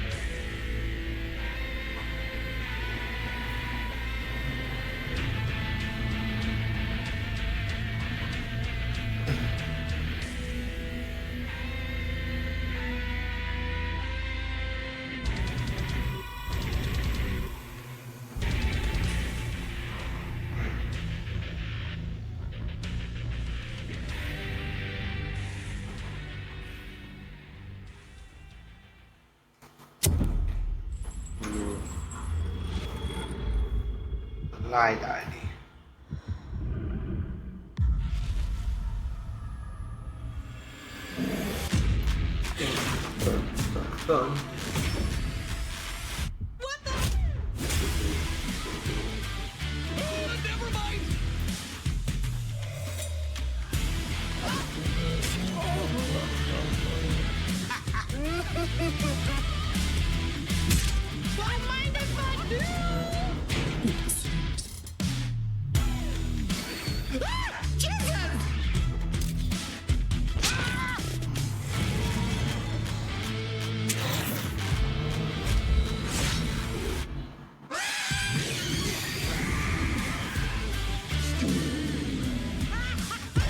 Don't you walk away from me, sir.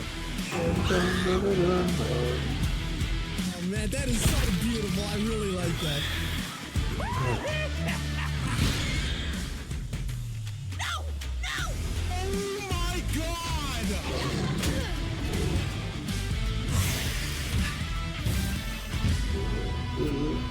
You're dead.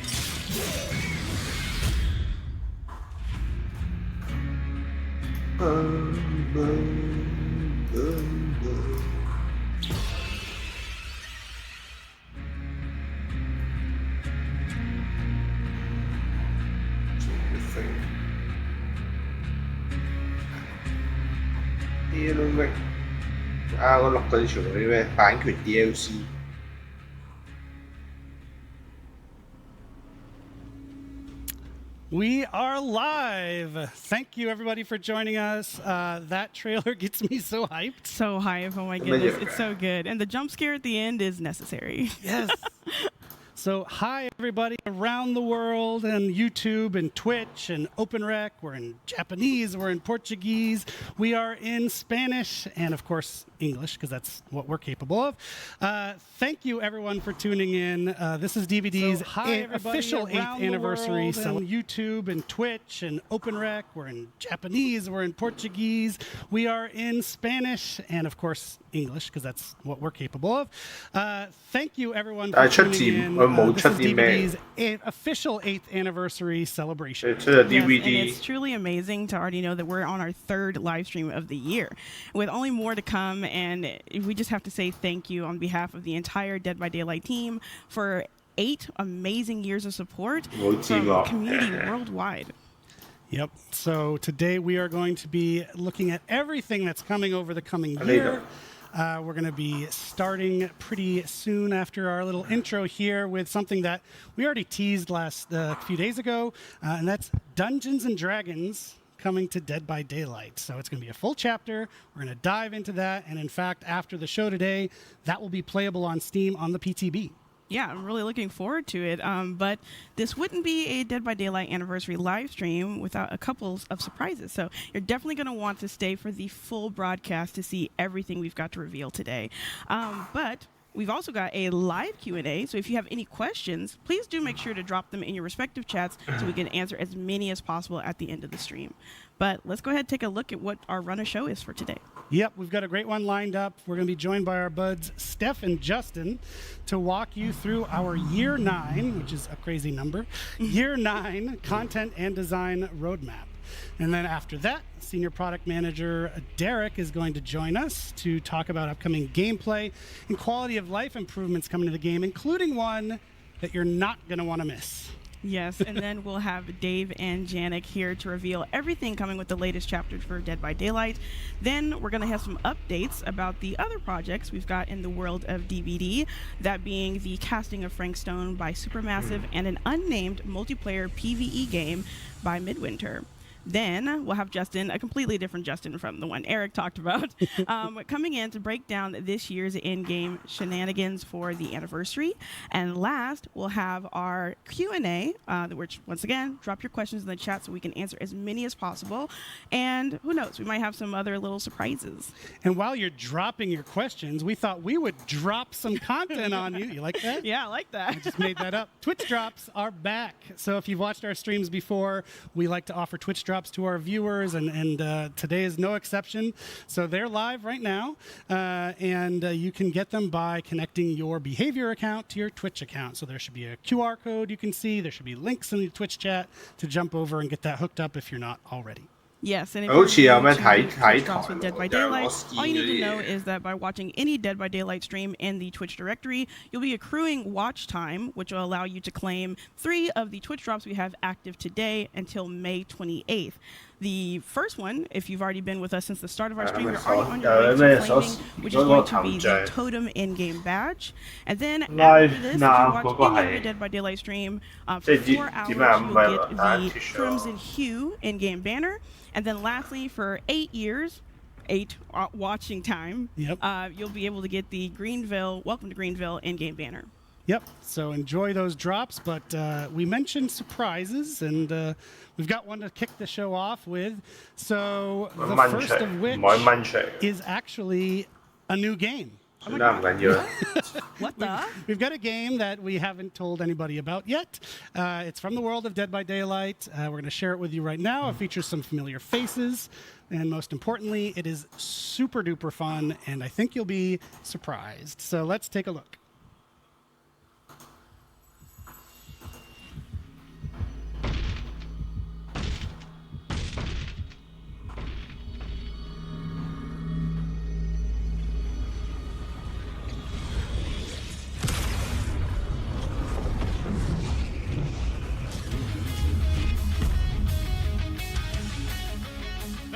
Well, you've done it now, Dwight. You You are just game have it. to touch the first board game. Now, you and your friend are trapped in our world, and danger A is return game. everywhere. But don't despair. Use Rồi hát your vui. new magic abilities Để anh against the chạy. swarms of monsters Dạ, that cái want card đầu you game. dead. Run, jump, and shoot to collect blood points Mà from điều hòa rare game. generators, increasing your powers along the way. Unlock the door to escape together. Did you just die? It's not over yet. Use spells to keep your friend alive until they can revive you.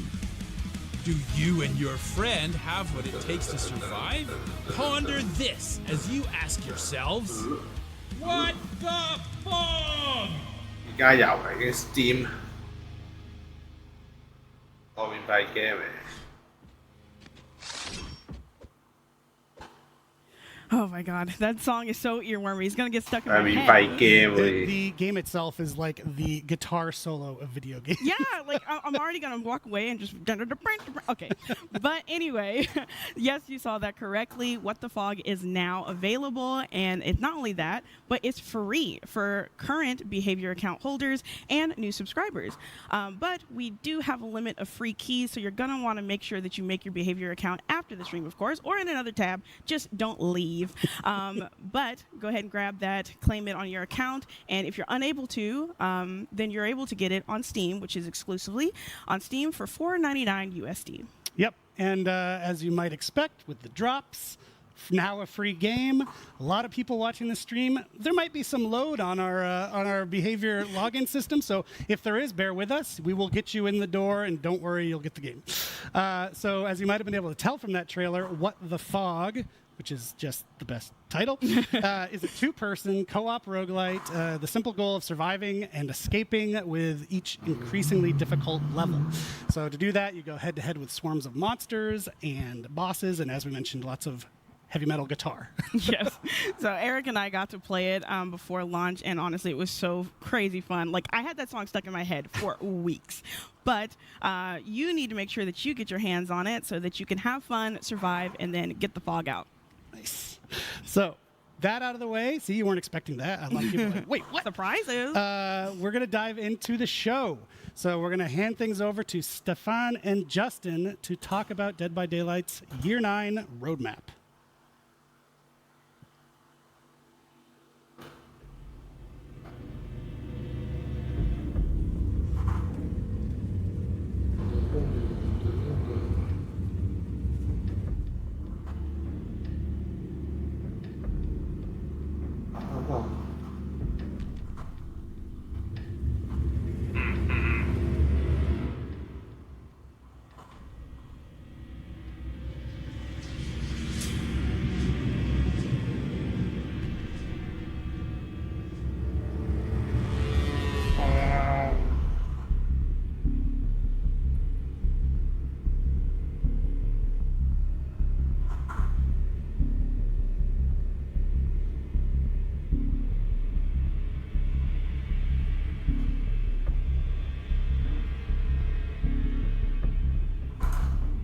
轉畫面。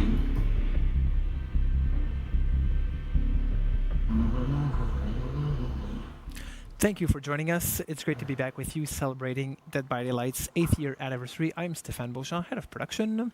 And I am Justin Brown, product director. Really excited to be here with you today to talk a little bit about Dead by Daylight's Year 9 roadmap. I'm going to take a second here at the top of the show to give a big shout out to our absolutely phenomenal team that's working on the game day in, day out. They are the reason we are here with you today and celebrate 8 amazing years of Dead by Daylight. Before going any further, I just want to address something that's probably going to get talked about quite a bit in the chats across the different channels. We know since the last update, there's been a rubber banding issue that's been plaguing the game. The team has been working extremely hard at it over the last few weeks. We have a tentative fix that the team has been working on that we're hoping to test on the PTB later today. If everything is successful with that, we will be deploying that fix to live, and hopefully it should improve the situation. But it's still to be confirmed. So keep an eye on our channels for that. We'll keep you all posted about this. Moving into the future a little bit. The coming year for Dead by Daylight is going to be huge, and that's saying something coming off of our biggest years to date. Since the last anniversary, we have released amazing licensed content such as Alien, Chucky, Alan Wake, and a personal favorite of mine, Nick Cage, such an amazing addition to the game. On top of that, we've also released our most popular original chapter to date, All Things Wicked. Of course, and we can't forget, we did the Halloween event, which was bigger and better than ever with the introduction of the Void. This year, we introduced the concept of modifiers in Dead by Daylight, starting in February, Lights Out. We followed it with My Little Oni, and soon, later this week, we'll introduce Chaos Shuffle, the third one. We took a few steps towards improving the player experience between anti-face camp, blood web UX improvements, the killer FOV slider, survivor DC bots, and even the search bar. So there's a lot there.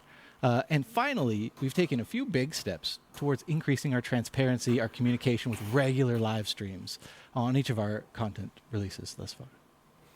Enough talking about the past. Let's dive into the future and what's really coming up for this year.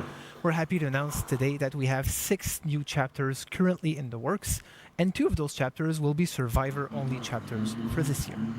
On top of that, we'll have the usual 4 new tomes that are going to be coming out spread throughout the year. As we've talked a little bit and teased even earlier last week, the first chapter that's going to be coming out is Dungeons and Dragons, and we're actually going to deep dive that in a soon-to-come segment shortly after this one, and it really promises to bring great gameplay and new characters to the world of Dead by Daylight. Of course, we're going to follow that with a licensed survivor, a character who truly embodies the meaning of that word. After that, an iconic killer survivor duel will be coming into the fog, and if you stick around to the end of the show, you're going to get a little preview as to what that will be. We'll finish off 2024 with an original killer and survivor chapter, and we'll finish off the Year 9 roadmap with a licensed killer-only chapter, followed by an original survivor-only. It's a lot of stuff coming up. Moving a bit away from our content roadmap, we're going to take a closer look at the 4 pillars out of which the year will be based on. For those of you who have been with us for a long time, you'll see that there's consistency throughout the years with the 4 pillars that we're focusing on, but we're really adjusting the contents of each so that we're working on the features that have the most value and the most interest to all of our players in ways where we can expand the game further and further. Of course, and we're going to start off with the trust and security pillar. Firstly, we're thrilled with the response to our regular broadcasts, and we're really happy to let you know you can fully expect more to come as we progress throughout the year, accompanying all of our major releases. Security is a topic we rarely talk about publicly, for good reason. But one thing I will inform you all of is last year we set out to start tackling this AFK bots problem that we see, especially in some regions of the game. Phase 1 had very promising results, and we're certainly going to be taking that forward another step into Phase 2 in the coming year.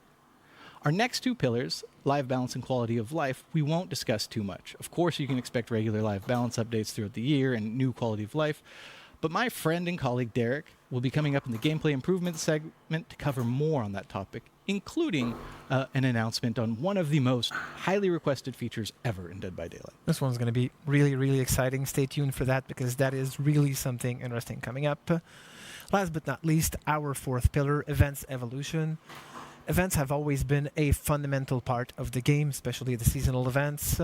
And this is something we're going to keep pushing forward over the coming year. With this year, we're starting to do a bit of a split where we're going to have our events happening on a separate matchmaking queue, which essentially means that at any time there's an event ongoing, you can decide to still play normal Dead by Daylight if that's what you're looking for, but you can also go into the event-specific queue and play some of that gameplay. This is really going to allow us to push gameplay further and further away from the typical way Dead by Daylight normally works, and it's going to be a very interesting way for us to approach events in a different way. On top of that, we can also expect more modifiers to make it in the game, whether it's the one we've talked about just before, that are going to be revisited throughout the year, or introducing new modifiers that are either tweaks on something or something completely different. But modifiers is just a little sliver of what we're planning to do this year, and I think we have something a little bigger that might be coming up. Absolutely, and that's why I'm so happy to be here and let you guys know that for the first time ever, this summer, Dead by Daylight will have a new mode, not modifier, but a mode coming to you all. We've been listening and hearing your feedback, and I'm really happy to let you know that this summer, replacing Scorching Barbecue will be the first ever time-limited 2v8 mode in Dead by Daylight. We'll be doing a full breakdown of what this mode is when we get closer to the release. But for now, I'm going to thank my friend Stefan for joining me, invite my friend Matt to the couch to talk a little bit more about this, and here's a snippet of what's to come.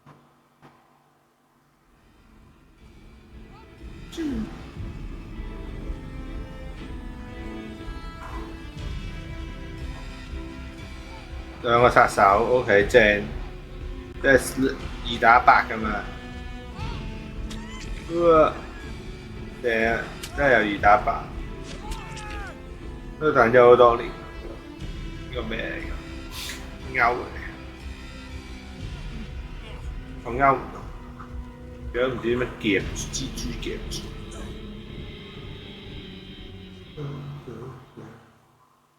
Boom. Thank you for joining us, Matt. Well, I know it's still early and everything is subject to change. I think it's going to be really fun to sort of let the community in on some of our plans for this upcoming 2v8 introduction. Absolutely. Thanks, Justin. So yeah, 2v8 is coming to DBD. This is a new game mode, which is really cool. Other gameplay events that we've done before, so Lights Out, My Little Oni, soon Chaos Shuffle, these are what we're calling modifiers. And modifiers basically take a DBD match, change a few things, but ultimately you're still playing DBD. With this new game mode, 2v8, we're fundamentally changing the way that you play Dead by Daylight. In this particular case, there's 2 killers, 8 survivors, and a bunch of new changes that we're going to get into very shortly. The focus with 2v8, we really wanted to hone in on what's exciting and fun and chaotic with DBD, and we're leaning more into a party mode kind of vibe rather than something that's super competitive. It's also worth mentioning that the way that we're building this, it's an iterative process, right? And this is just the first iteration.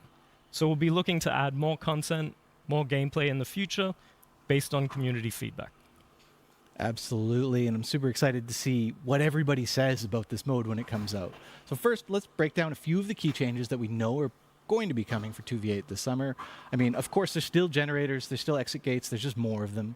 We've made 5 maps bigger to accommodate all of the action, all of the chaos. And we're also doing away with perks in this mode, instead introducing a new sort of 2v8 exclusive system called classes for survivors. That's right. Yeah, so when it comes to survivors, basically once you've chosen your character, you can select and equip a player class. And this class is effectively your power for the match, and it helps players identify what your role is within the team. So instead of mixing and matching perks, instead we really wanted to focus on a particular playstyle for this, and whether it's generator repair, healing, looping, speed, that kind of thing, that's what we're really going for with these classes.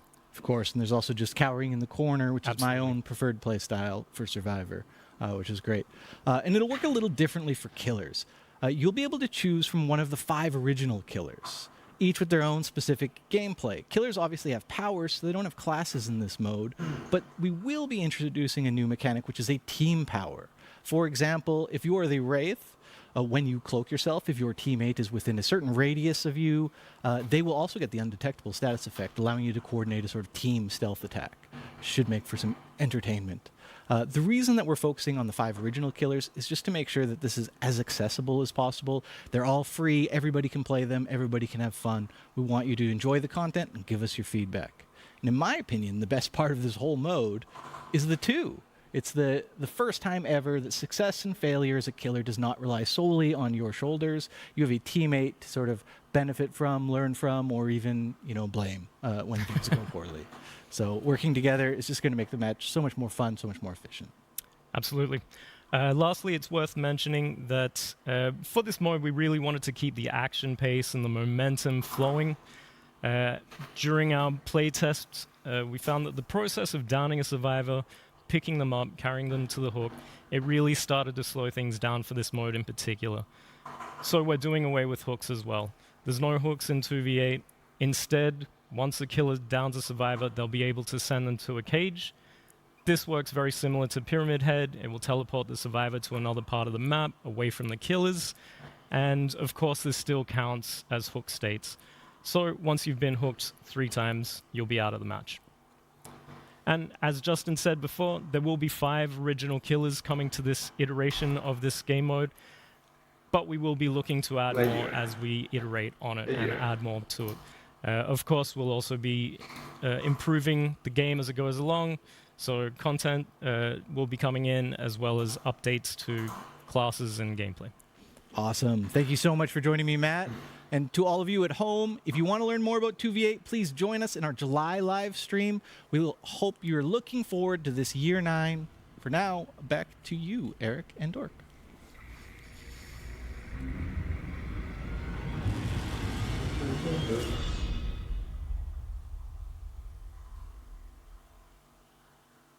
嗰邊有冇計緊？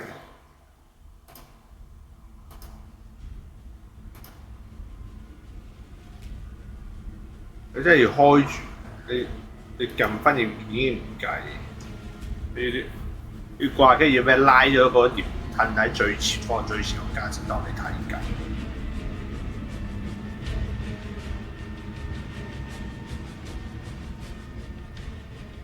Oh my god, that roadmap. Great segment. Great beard, Stefan. People are loving the wet beard in chat. But the real story, 2v8. 2v8, yes. I cannot wait to dodge hatchets and chainsaws at the same time. I can't wait for our killers to finally have friends that they can play with. Get some friends in the fog. Forge friendships in the fog. But that was a great segment to watch. I loved the reactions in chat. I think the guys did a really good job of explaining this is the first iteration, and there's going to be a lot of changes based on community feedback. So that's why we're not just flipping the switch and making it permanent all of a sudden. You need to actually get the mode where we want it. But we're using the word mode, which means a lot. So pay attention. And speaking of paying attention, the website. That's a transition. That doesn't make any sense. But the website for What the Fog has been overwhelmed by demand, as predicted. People love that cute little game. So we're working on it. Stay tuned. Don't worry. We have lots and lots of keys for it. So just as soon as we're able to tell you it's back up, we'll give you a mention on the stream here or in the chat. Yeah. We definitely know you guys want to get your hands on it, but what we can do is tell you about something you can get your hands on today.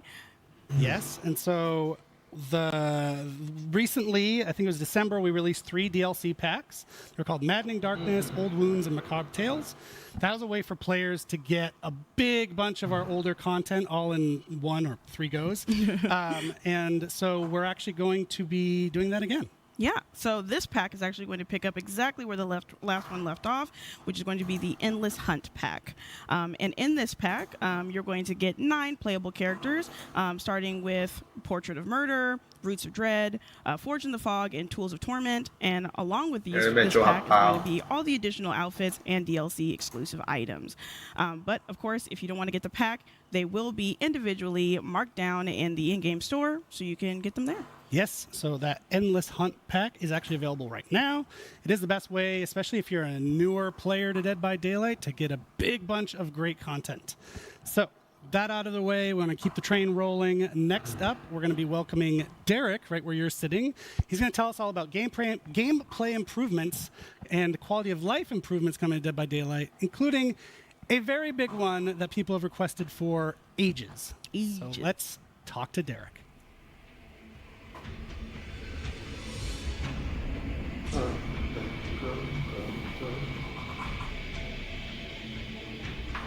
Welcome back, everybody, and welcome Derek to our stream for the first time. Derek is from our product management team. He works with the dev team on creating all sorts of cool quality of life updates, gameplay updates, and he's here to tell you about some good ones today. Derek, how are you? I'm doing good. How are you? I'm pretty good. Gonna be even better after this segment when we hear what you get to say. So I already know what you've got to say, but I think people are gonna be excited to hear about it. The upcoming challenge system. This isn't something we've told people about. Why don't you tell them about it right now? How is it gonna benefit our players? So we really wanted to deliver new in-game challenges to players and new ways for them to be constantly rewarded outside of just tomes and archives.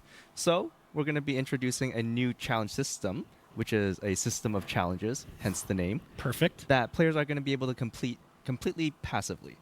That means that players don't need to actively select the challenge that they want to complete, and they can complete multiple of them at the same time. Initially, we're going to start with daily challenges, weekly challenges, and event challenges. And later on, we want to expand those into other parts of the game as well. We think that this is going to be a great way for players to be constantly rewarded just for logging in and playing DVD. And it's going to be an amazing experience for everybody. I think that's a really great addition. I think people in the community are going to really appreciate just being rewarded for doing what they already do, not having to go out and seek it, but just it's happening in the background at all times. That's really great. So another great thing that we're adding actually is how we talk to our players. That's the main job of my team, is talking and listening to our players. But we do it out in the world. We do it on social media. We do it on TikTok and Twitter and other places. But in-game is obviously the best place to talk to people, and you've got some updates there. Yeah, we're here to make the players' lives easier and your life easier as well. So we're going to be introducing a new inbox-based system that will help connect players with the news that you have to announce, including patch notes, announcements, rewards, and a lot more. That way, players will see less pop-ups when they launch into the game, and they'll be able to get into their games quicker. And overall, the players will be able to stay connected with the world of DVD and the news that you have to announce. Yeah, and it gives us new tools, right? Like being able to tell people the patch notes in detail is something we couldn't do before, and now we can. So again, you don't have to go find it on the web, but you'll be able to get it in the game. Pop-ups, not pop-ups, but notifications for rewards as well is another great improvement. So really good work there by the team. But we're not done. Actually, this is something people are familiar with, the Finisher Mori system. We tested it out a while back in PTB, got a ton of great feedback from the community. The team took that feedback, went back to the shop to tinker with it, and we've got the final version to tell people about now. Right. I love Finisher Moris. I think they're a really amazing showcase for how deadly and gruesome our killers can be. But we also acknowledge that there was some room for improvement from the survivor's perspective. So like you said, we've taken the feedback, we've reiterated on it, and tried to land on what was the best player experience. So, in a coming update, Finisher Moris are going to become a baseline feature for all killers in the game. That means that killers are going to have access to the killer Finisher Moris by default, but they're only going to be able to use them on the last remaining survivor.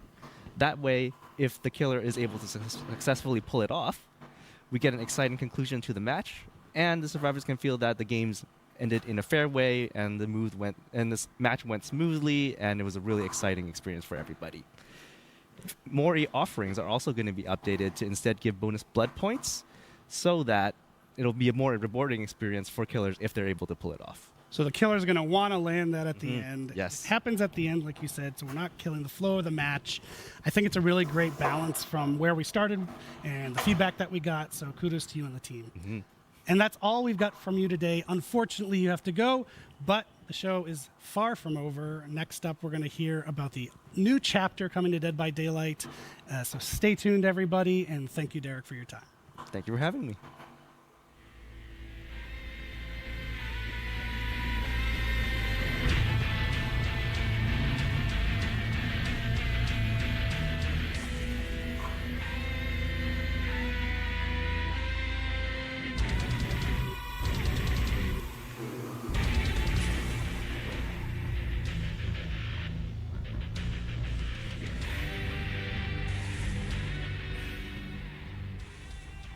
already so excited for the challenges and the finisher, Mori.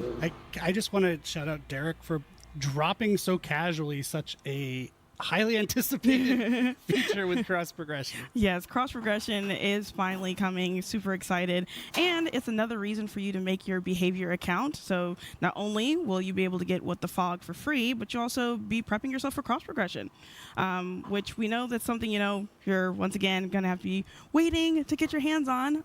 But we can now talk about merch, which you can get your hands on right now. So with the merch store, we've got the always popular mystery boxes coming back for this anniversary, and obviously because of the name I can't tell you what's in the box.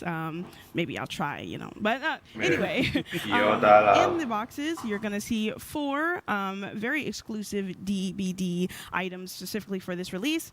It's also going to include an art print where some of them are actually signed by our creative director Dave Richard, which is pretty amazing. I had Dave sign my chest backstage. I won't be sharing that to save you all, but he's got a great signature, one of the best. It's a really cool piece too. If you haven't gotten a mystery box in the past, it's always just a fun unboxing process. So follow the QR code on screen, scan it, and go get it. But we also have an update to the DBD board game. Oh, yeah, you're right. There is going to be an expansion pack for the Dead by Daylight, the board game. And this is going to be called the Malicious expansion. This comes with 3 new killers, the Artist, the Dredge, and the Knight, and 4 new survivors, Michaela, Jonah, Hattie, and Vittorio. It's also going to come with 2 new maps, which is going to be the Garden of Joy and the Forsaken Boneyard. It's super exciting, and I'm so happy to see the success of the board game. I'm such a tabletop nerd that it's just such good quality, and I'm glad that people are resonating with it. So shout out to level99games.com, which is where you want to go to pre-order it. You'll get it later this summer. Obviously, the DBD merch shop as well is available. You can open it up on your phone with that QR code. You can go to another tab and get some shiny stuff. Yes, it'll be really nice, especially like you said in the summer, play it outside, touch some grass at the same time. So other than that, if you have any questions about the content we've been dropping so far, because it's been a lot of content, we will have our live Q&A segment at the end of the stream. So make sure you're dropping your questions into the chat. But other than that, roll initiative, because it's time to talk about Dungeons and Dragons. Poor misguided wanderers. First there were many, and now so few. How little you must value your lives to take a single insignificant breath in my sanctum. I'm afraid there will be no quick death for you. No escape from this suffering.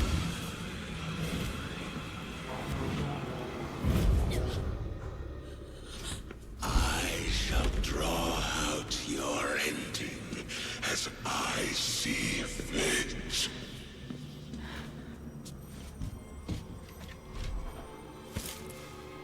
For in dark places such as this,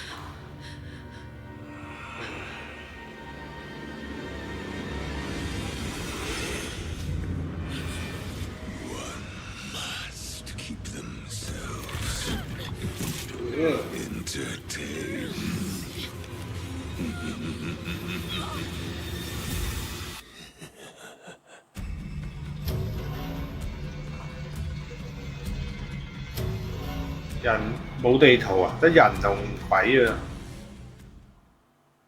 Hello friends, I'm Mathieu Côté, Head of Partnerships for Behavior Digital, and I'm extremely happy to be joined here today by our friends at Wizard of the Coast, who is going to be with me talking about what we just saw.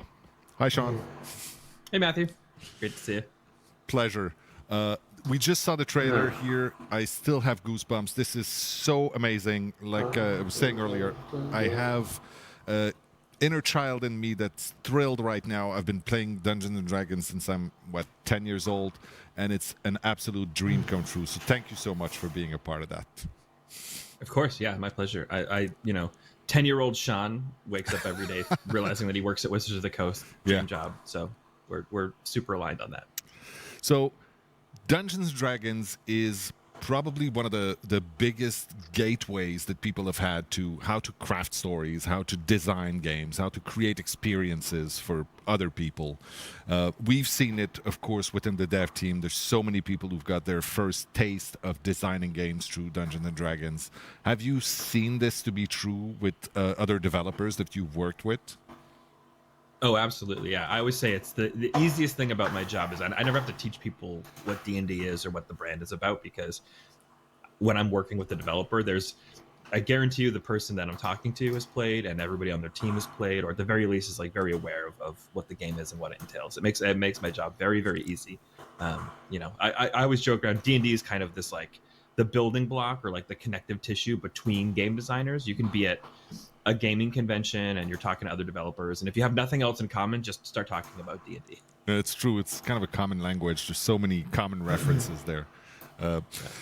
For me personally, like I said, it's a dream come true. I still play Dungeons & Dragons every week with my group of friends. I'm the forever DM in that group.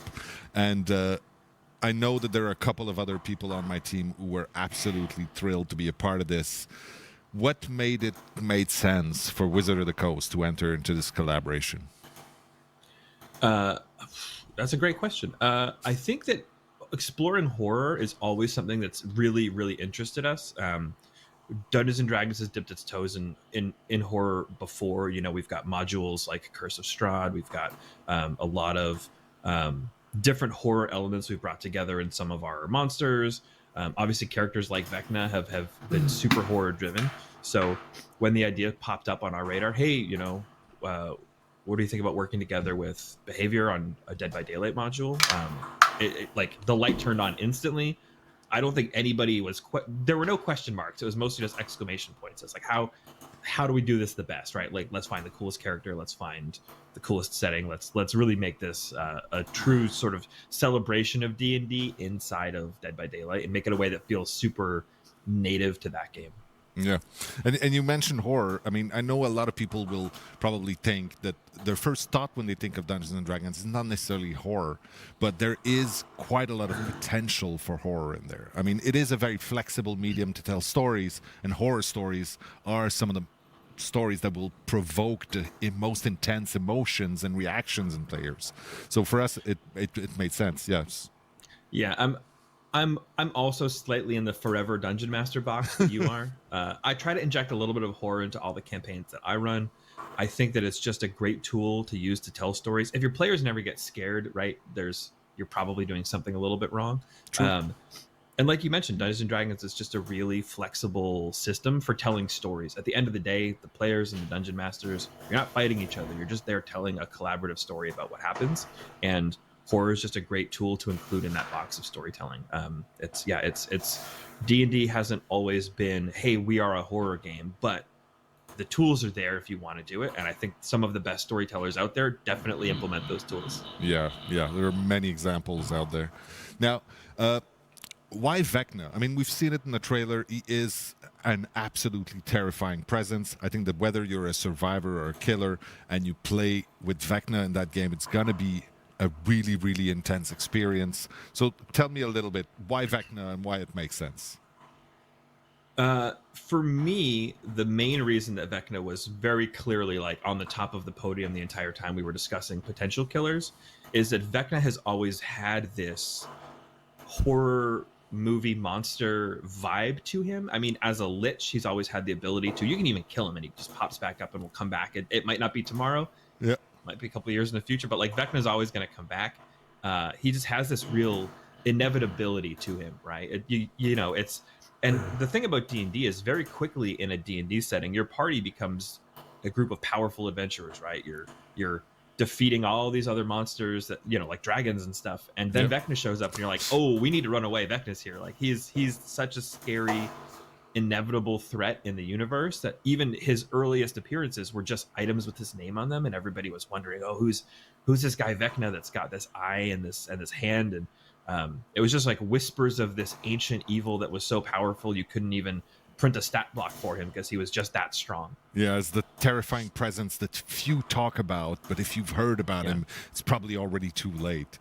It's true that it's got that absolute flavor, and he is he has been part of the Dungeons and Dragons universe for almost 50 years now, right? He was there at the very, very beginning, like you said, as whispers, as just a note in there. But he does have a stat block, and reading it is all. It's not ridiculous, but it's so much power in those pages. Like, you understand that he is, like you said, inevitable, but also he is able to scare a party of level 15 adventurers who are technically almost unstoppable by that point, right? Right. Yeah. It's kind of fun. It's always like, I've lost quite a few player characters myself to Vecna, and Eve of Ruin. We've got the new book coming out, and as soon as you see Vecna, Eve of Ruin, I was like, oh, looks like I'm gonna lose a couple more. Yeah. But that's part of the fun. That's writing stories with your friends. So before we let Yannick and Dave take us through the details of how we implemented Vecna with the gameplay mechanics of Dead by Daylight, how we presented them to our players, I'm wondering if you have a message for the hardcore D&D fans out there who may not be familiar with Dead by Daylight. Yeah, I do actually, and it's try this chapter out, even if you don't play it. Like, watch somebody stream it, because this chapter, it's a love letter to Dungeons and Dragons from a very passionate and very talented team of developers at Behavior.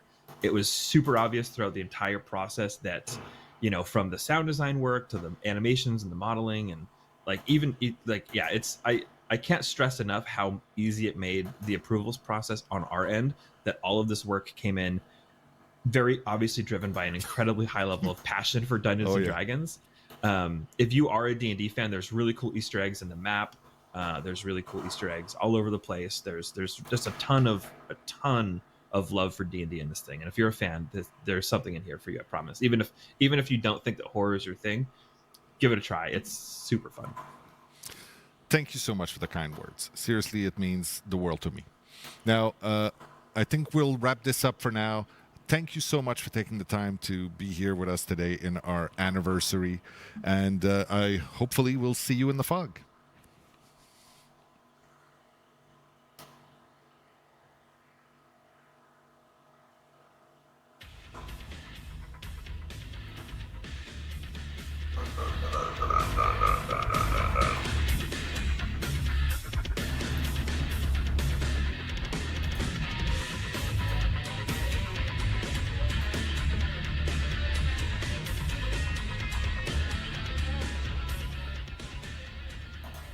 Hey, hi, I'm not Dave. You're not Janik. I'm not Janik. No, we're quickly interrupting our D&D segment. There's a lot more. Stay tuned. Dave will be right where I am in just a second to give you an update on cross progression.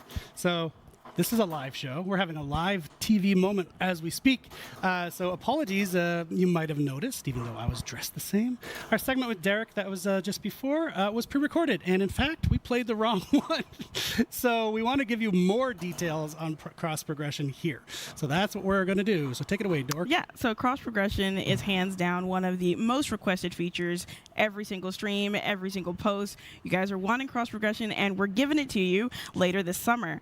Players will need to own the base game on any platform that they're playing on and have a Behavior account. I'm sure you heard me talking about cross progression with an account. You're like, what is she talking about? Yeah, so make sure you have that, and you'll be able to use cross progression later this summer. We do understand that the website is currently down because so many people are trying to get to the website and make their account, but we're working on it, and we'll have this to you shortly. Yep, and just as a clarification, in case we have a few folks in chat that aren't aware, Dead by Daylight, this is cross progression for console and PC Dead by Daylight. We're not talking about Dead by Daylight mobile. It's really its own experience if you've never played it. It's a different beast from the Dead by Daylight core, as we call it internally.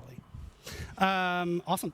So along with the Twitch drops and a chance to get What the Fog for free, players now have another reason for their Behavior account and another reason to crash our website.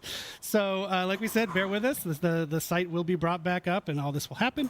Regarding cross progression, though, any exceptions about in how the system is going to work? Well, while every platform will have cross progression, there will be a few exceptions to what can be shared between those platforms. But stay tuned. We'll have a full FAQ coming very soon so that you can go ahead and learn more about cross progression for Dead by Daylight.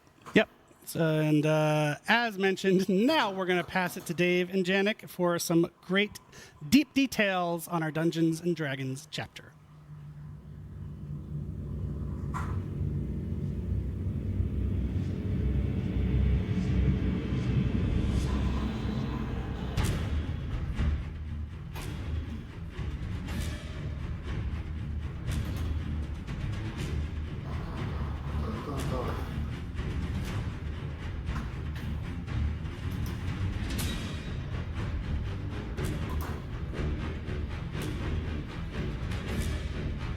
Mà 有地圖睇，係咪嗰個咩測試版啊？明幾日又有。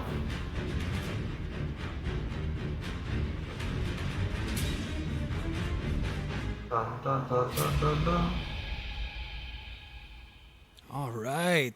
Thank you, Dork, Eric, for this cross-progression information, just to prove that we are live. So we're super excited today to be able to talk about the Dungeon and Dragon chapter. I am Dave, creative director on Dead by Daylight, and I'm joined by my good friend, Janik. Hello, Janik Never, principal game designer on Dead by Daylight.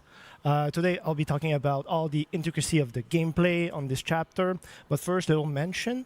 Dead by Daylight, 8 years, introducing Dungeon & Dragon.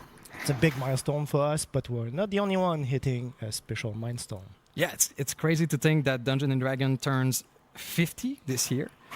And we are super proud and happy to be part of the celebration. We just want to say that maybe when we turn 50, we do something else with you, Wizard of the Coast. Or maybe sooner. Yeah, we'll probably be in retired home, but we'll be glad to join the party. So first, Dungeon & Dragon in Dead by Daylight. I have to be honest here. The first time you told me about what's going to be coming next, I was surprised because I'm a big horror fan, but when you think about horror, Dungeon & Dragon is not the first thing that comes to mind. But thinking about it more, I realized, no, wait, there's a lot of horror in Dungeon & Dragon. Sure. And Ravenloft being my favorite module. So like you really specifically focus on certain element of the brand. So please tell us about those pillars. Yeah, so when we start a chapter, we always have a sandbox created so that we stay, around some specific pillars, like you said. Of course, when we think Dungeons and Dragons, the first thing that comes to mind is a magical world, high fantasy, magical creatures, wizards, magic, all sort of things that don't necessarily fit exactly well into a horror setting. But because D&D is a world of imagination where we can create whatever we want, there's also a way to make it happen. So for us, the first pillar was to make sure that we had a good juxtaposition with fantasy, so fully embracing that type of content, but make it horrific as well. And like you've seen in the trailer, having a character like Vecna made perfectly sense for that horror setting. The second pillar is creative role-playing. So in the image of Dungeon and Dragon, we wanted to make sure that players had a lot of agency, a lot of choices. So that goes from an amount of spells you can choose from in the power, which we'll talk about later, or even customization. So a way you can kind of create your own character in some way. We just wanted to make sure that we had a lot of gameplay choices in the DBD trials. And the last pillar we worked with is chaos. So that's actually one of our main pillar in Dead by Daylight. But, a lot of what happens in Dungeon and Dragon is based on randomness. You throw a dice, and with critical success, critical fails, and everything in between, you see the result and you adapt to it. So we wanted to recreate that feeling inside the Dead by Daylight trials as well. Yeah, Dungeon & Dragon is really about exploring a fantasy world, but also be thrilled about what's going to be the monster you're going to meet the next time you open a door. So let's talk about that killer you'll meet the next time you open the door. So of course, Dungeons & Dragons has a lot of iconic monsters we could have chosen from, a lot of iconic villains as well. And with our friends at Wizard of the Coast, we've established that our next killer would be Vecna. Vecna is just a perfect fit for Dead by Daylight. He's a lich, so a powerful wizard that turned himself into undead to be able to continue his villainy. Is that even a word? I'm not sure. So he wanted to continue to do his horrible stuff for as long as he could. Vecna also has access to every spell in the books. So that was very interesting for us to create an interesting power. Of course, we also have a survivor in the chapter. So the Bard. a very interesting class. There's many classes that we could have chosen from, but the Bard was really the one that fit the most into our horror setting. You know, for example, when we think about a class like the Paladin, you think of the ability to turn the undead, magical sword, big bladed armors, and all of this doesn't fit really well into the world of Dead by Daylight. The Bard, with abilities like Bardic Inspiration, the ability to sing, to play musical instrument, to know lore, and even to insult the villain, is just so on brand that it was a perfect fit. So that's why we chose the Bard. As you've seen in the image and the trailer, we're doing something special with the Survivor. It's akin to what we've done with Legion. So through the cosmetic customization, you'll be able to choose between two specific characters inside the same Survivor. So you'll have the choice between Ice Tree, a female elf, or Bearmar, a human male. Yeah. It's interesting, but when I was younger playing Dungeon & Dragon, like in my friends group, the Bard was not really a class that people tend to play. True. Compared especially to other class that you had. But throughout times, like there's been many change and iteration on the class, and has now become like such popular class to play. Really fun now, definitely, and has become kind of an emblem to Dungeon & Dragon as much as a Red Dragon now. Absolutely. Every party nowadays has a Bard, and we've also seen a lot of Bard love into other content that Dungeon & Dragon produce, like the movie, for example. Yeah, so we have an Undead Wizard, we have a Troubadour. Do we have a new map? Absolutely. We're super proud to have a full chapter for the anniversary, and shocking no one, the map is a dungeon. Absolutely. So in the Borgo realm, we have a new map with a new building. So there is the marvelous new lighting of the Borgo realm. And you can find this isolated tower in the middle. You can go inside and go into an extensive dungeon underground, packed with surprises and Easter egg related to Dungeons and Dragons. The goal with this map is that we've imagined that Vecna, knowing about different realms and plane, now trapped into the realm of the entity, would find a place to make his own, his lair, and so that he can study where he is, the world, the entity, and potentially find a way to escape, maybe not. We are also introducing a new gameplay mechanic in this map called Passage. So these are basically doors, magical doors, which you can use to teleport from one area to the map to the next. And we think it's going to add a new interesting spice to chases. The map, the Easter egg, it's super fun. Like if you're a fan of Dungeons and Dragons, just exploring, you're gonna be thrilled to see all the small and the big one. On the gameplay side now for Vecna, so the way we tackle or approach the killer this time, interestingly, it comes from a game, so he has game mechanic that are pre-existent. So we look at all like stats block and try to come up with like the best spell that could be translated into game mechanic for us, and also make sure that these will be like thrilling and exciting to use. But then, so definitely he's a spellcaster, a very powerful one. So the goal was to make him feel as such in our game. But like I was saying, magic, it's something that we have never really tackled, not that way before. Something we try to stay away from, like our powers are really visceral or like grounded as much as possible. It's something that, do you want to talk about a bit, magic? Yes, please. I hope some of our team colleagues are laughing right now. I kind of have a bad rep internally about magic. It's almost a taboo word that we can't use.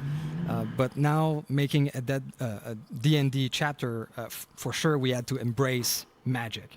And of course there is a space for magic in horror games, but it has to be taken with the right tone. So in this case, we're talking necromancy, blood magic, magic of the dead. And there's a touch of realism and visceralness that we wanted to add to magic versus something more flashy like a magic projectile or a fireball, for example. There's also something quite interesting out of Dungeons and Dragons, and these are the utility spells. They're spells that are not used to kill or damage, but they're used in very creative ways. And we wanted to highlight that with the Lich, with Vecna. So that was our approach. Now, do you want to talk to us about the spell that we actually chosen? Sure. So you have access to 4 different type of spell. Pretty much any time they have their own individual cooldown. But so the first one is called Fly, a very popular, well-known Dungeons and Dragons spell in our game. It lifts up the killer, and you're pushed forward. Obviously faster, so it's really like the traversal aspect of the power. It lasts for a short amount of time, and it's gonna also end if you vault a pallet or a vault location. And this is really useful to get closer to Survivor and get to the next gen as soon as possible. The next one is called Flight of the Dam, which is it's not really a Dungeons and Dragons spell. It's more connected to Vecna. It's actually an ability that he has. What it does is that it casts 5 different individual projectile, and then it shoots them in a cone radius effect in front of him. These projectiles pass through obstacles. They don't go very far, but if they hit the survivor, they get damaged instantly. It might sound very powerful and easy to use, but it's not the case. Survivor have a lot of counter, but the spell can also be used to zone in this aspect, so you can also go for the basic M1 attack during that time.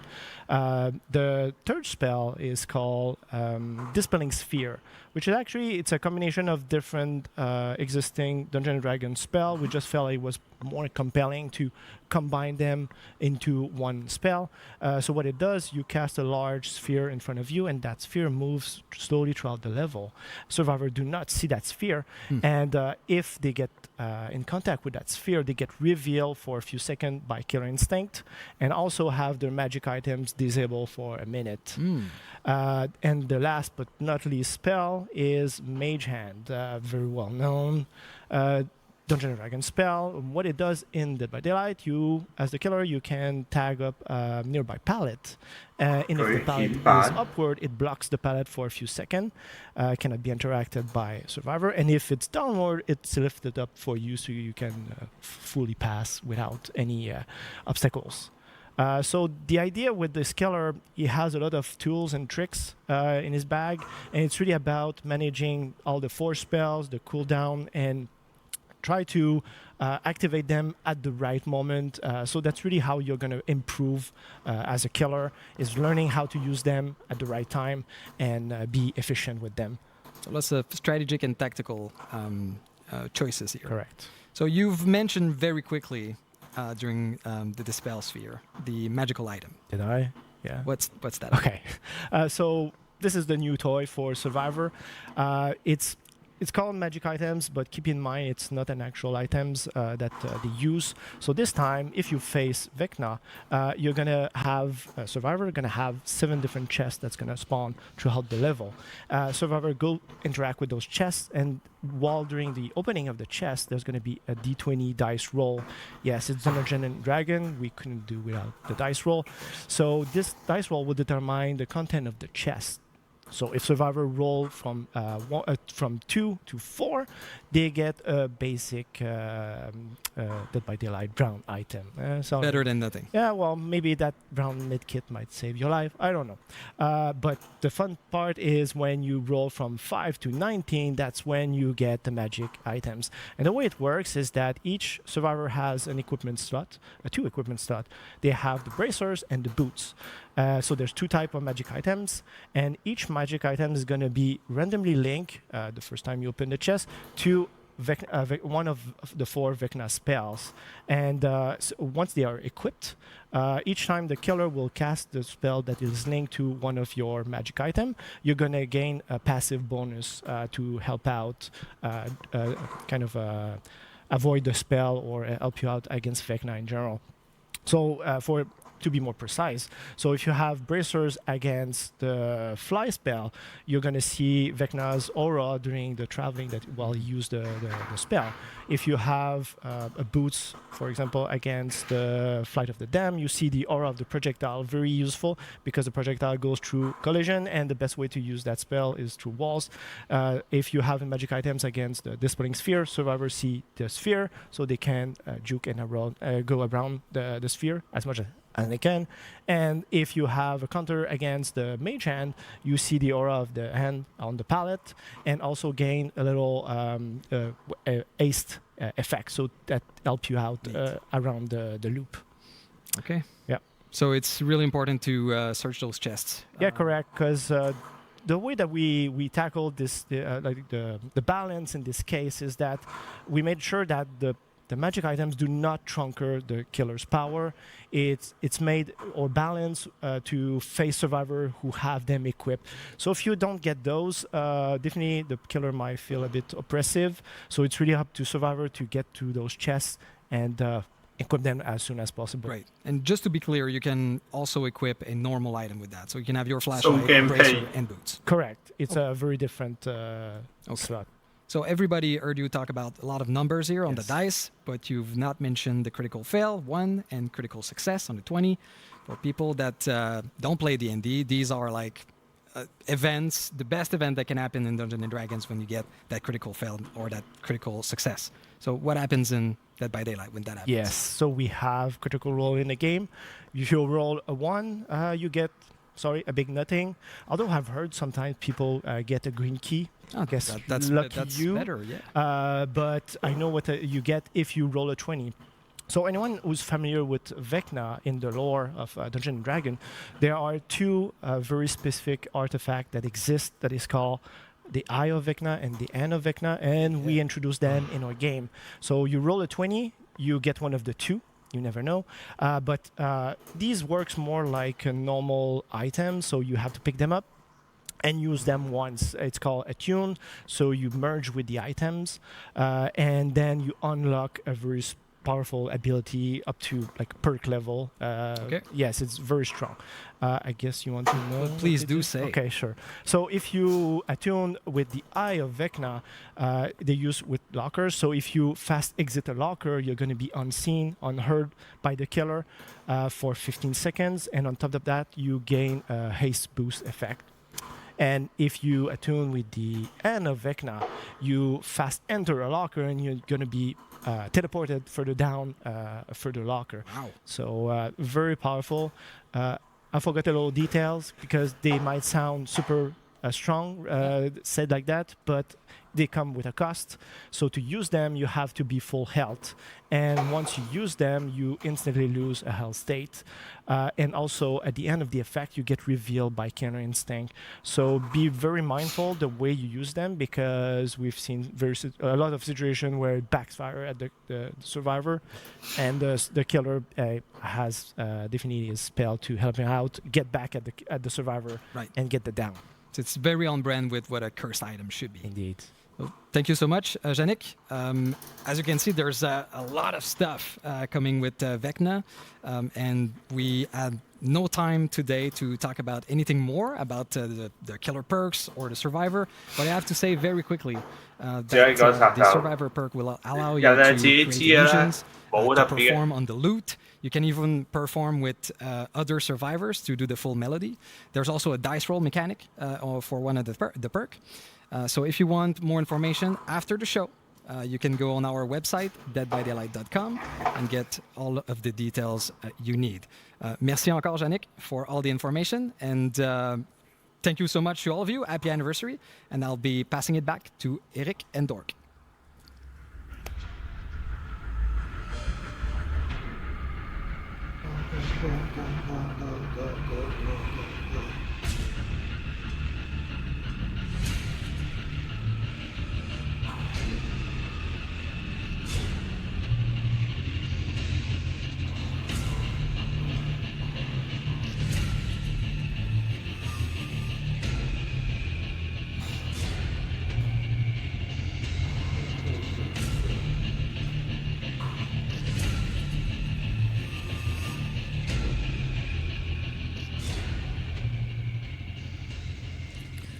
Oh my God, Dungeons and Dragons and Dead by Daylight. You are a pretty frequent DM yourself, right? Yes, I do DM on occasion. Forever player, as they said in the interview. Well, no, forever DM. Yeah. Never a player. Please make me a player. You must be so psyched. So psyched. I'm so psyched. I'm so excited. I just cannot wait to see what we have in store and to go against Vecna. Hopefully people have noticed your dice Yeah, necklace. my nice D4, I guess. Okay. But yes, just like Dave said, don't forget to head over to deadbydaylight.com right after the show for the full breakdown on Vecna and all of his powers. You'll also be able to see the perks that we've got for him and our bard coming into the fog. And also, don't forget to ask questions in the chat when you're not spamming nonsense garbage. Ask real questions, and we'll answer them later in the Q&A. You don't need to say claim. Please stop saying claim. You're not claiming anything by saying claim. Stop. But we appreciate your enthusiasm. But next, I'm going to be joined by Dave Richard back on the couch for him to walk us through the ever-expanding world of Dead by Daylight.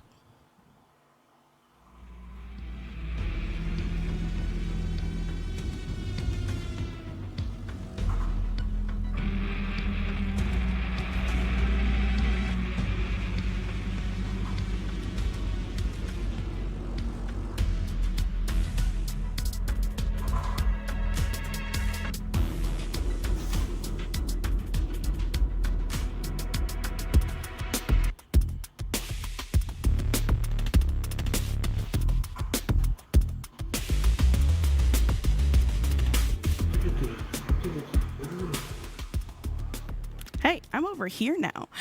So I'm super excited for this part of the stream because not only do we get to talk about 2 upcoming projects within the world of Dead by Daylight, that being Supermassive's The Casting of Frank Stone and an unnamed multiplayer PvE game by Midwinter, but we get to do it all with Dave Richard. So, Dave, can you please tell me why we chose these games to be the right games for us to expand the world of Dead by Daylight? Yeah, absolutely. There's a lot of stuff going into that choice for sure. So first of all, we are super happy and grateful to have a community already there playing Dead by Daylight. Mm-hmm. So of course we listen to what they want to see, what they want to play.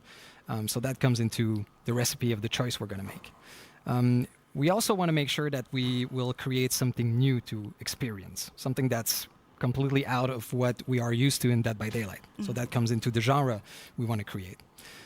Also, we want to interest new players into the world of Dead by Daylight. Some people that never heard of Dead by Daylight, but also some viewers that are interested about the world of DBD, but that don't play DBD because maybe it's not their style of game. So we want also these players to be with us and experience the world of Dead by Daylight.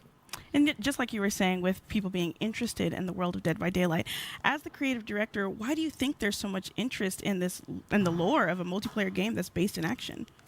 Well, it's been very important for us since day one when we started working on this project. The story and the narrative around everything we create. We want to make sure that every little component in DBD has a story and a reason to live in the universe. We take great care into making that happen. So, there's a lot of mysteries within mysteries, a lot of layers to our narrative, which I think are super interesting and players want to know more. So these games will allow us to discover these elements that we've seeded in the past. Mm-hmm. Like every killer and every survivor in Dead by Daylight could have their own movie or their own game, really. Yeah, they've got so much lore. It's really amazing to just dive into. And speaking of lore, I mean, this is something we want to expand on with the world of Dead by Daylight. So we're doing that in one of our upcoming games, The Casting of Frank Stone. So can you tell us a bit more about that? Right. I can tell you a little bit. Yes. So, of course, there's different type of stories in games, right? There's games that have a static narrative that you experience. That's great. There's also games that the narrative is made very organically by the players, like DBD is a good example of that. The Casting of Frank Stone is somewhere in between, right? It's a game where there is multiple narrative, and based on the player choice, different things will happen, and based on their choice, different endings and different branching in the story will happen. So the Casting of Frank Stone is very interesting for us because it brings the origin of a killer and potentially survivors, and the players are able to play that. for the first time. You know, some things that we are used to see as a lore or a bio or a tome entry in DBD now will be playable. It's still in the Entities universe. It's still very much part of the world of DBD, but it's going to be out of the trials. So that's going to be an interesting take on our universe. Okay, so we know that the Casting Frankstone is still in that realm, but what about our other project, this unnamed multiplayer PvE game? Is that also going to be taking place in the Entities realm? Absolutely. So it is in the world of DBD. It is in the Entity. And one cool thing about the Entity is that we know very little about exactly what it is, but we do know that it's a living universe. It is huge, and we can't really comprehend everything that's happening within it. So we know that DBD trials are a way for the Entity to feed. It's a very kind of organic process. So we can imagine that there are other parts in the Entity that serves other purposes. And that is exactly what we want to explore. So that allows us to create new narrative, new ways to experience a game, new gameplay opportunity, new set of rules. So these are things that we talked about in the past and that we always wanted to explore. So that's exactly what we want to do with this new Untitled game. So in a way, the world of DBD that we've created is like a book with infinite pages. We can add new stories to it forever, hopefully. Just keep on reading. Oh, yeah. Well, you did talk about that in is there any gameplay that we'll be able to see? That we'll be able to see. Well, yeah, I think so. All right. Well, thank you, Dave, for talking us through that. But now I want to see the gameplay. Let's see the gameplay. Go.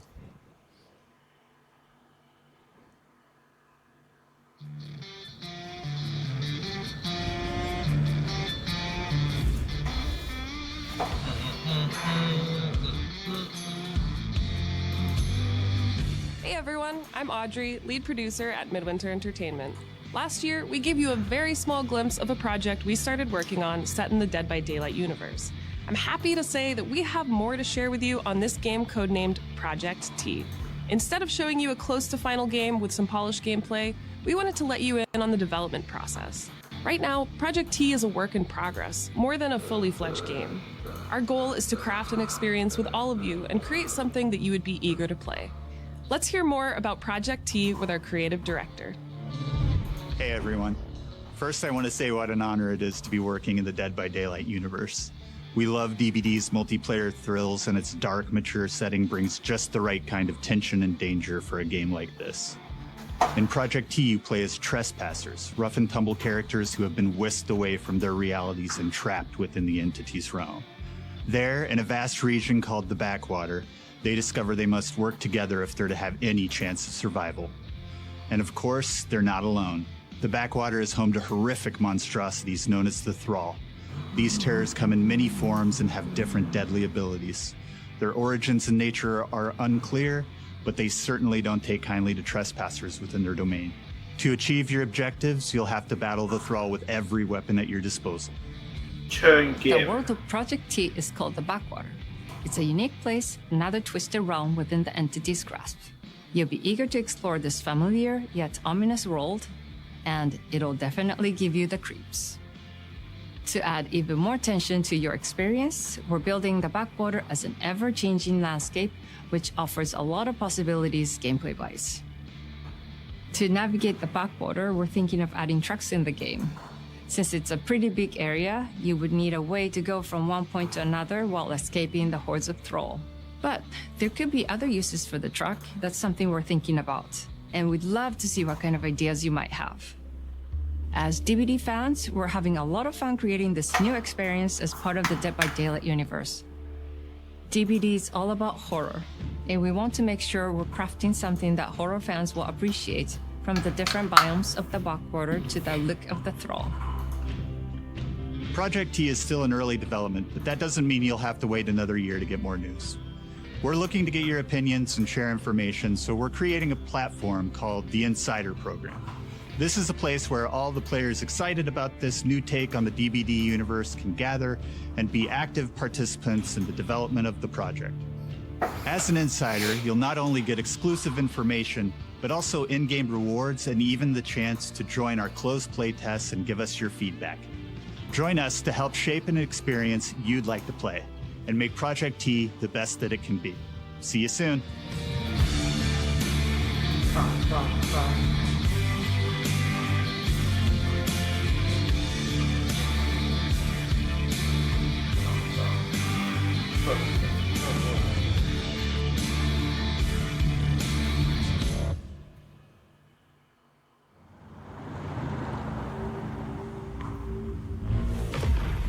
Cedar Hills is not exactly a noted hotbed of criminal activity.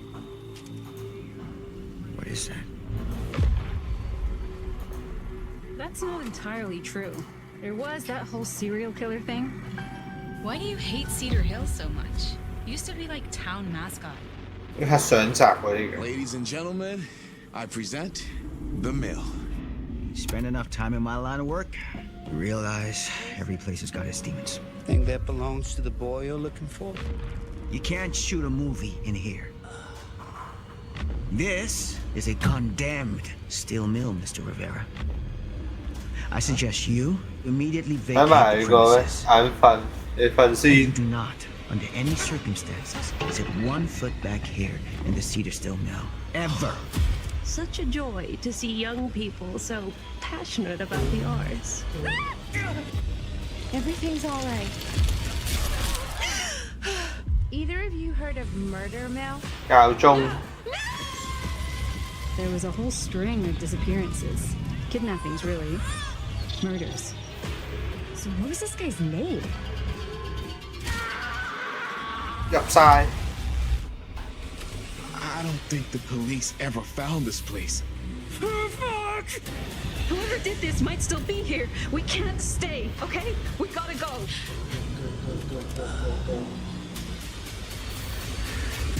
And cut.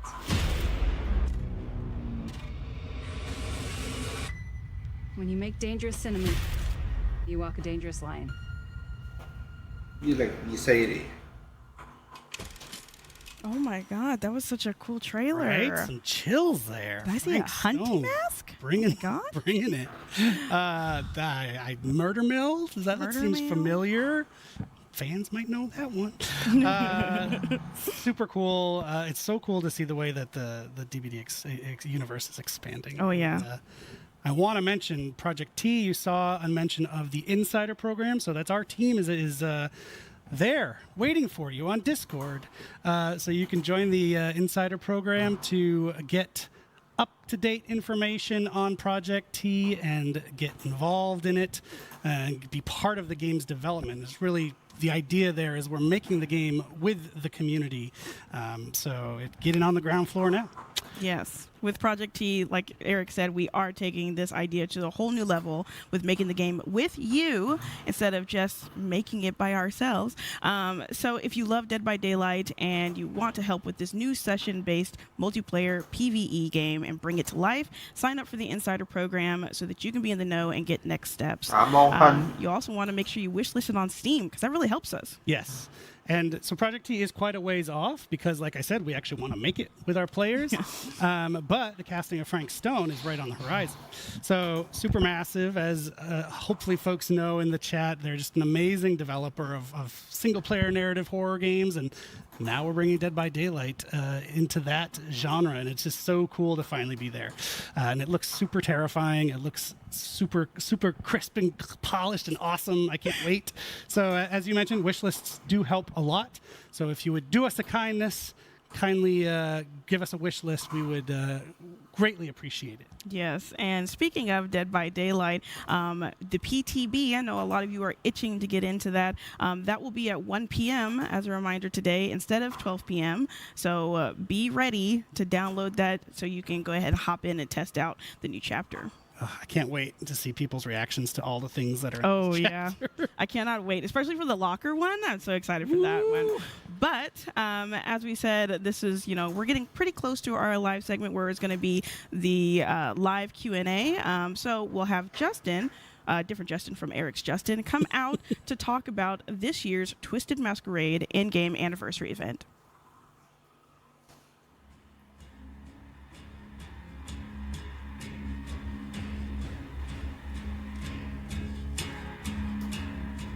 Back again. This time I'm joined by Justin Banks, our senior product manager. Justin, how are you? I'm doing great. Happy to be back. Yes, welcome back to the anniversary show.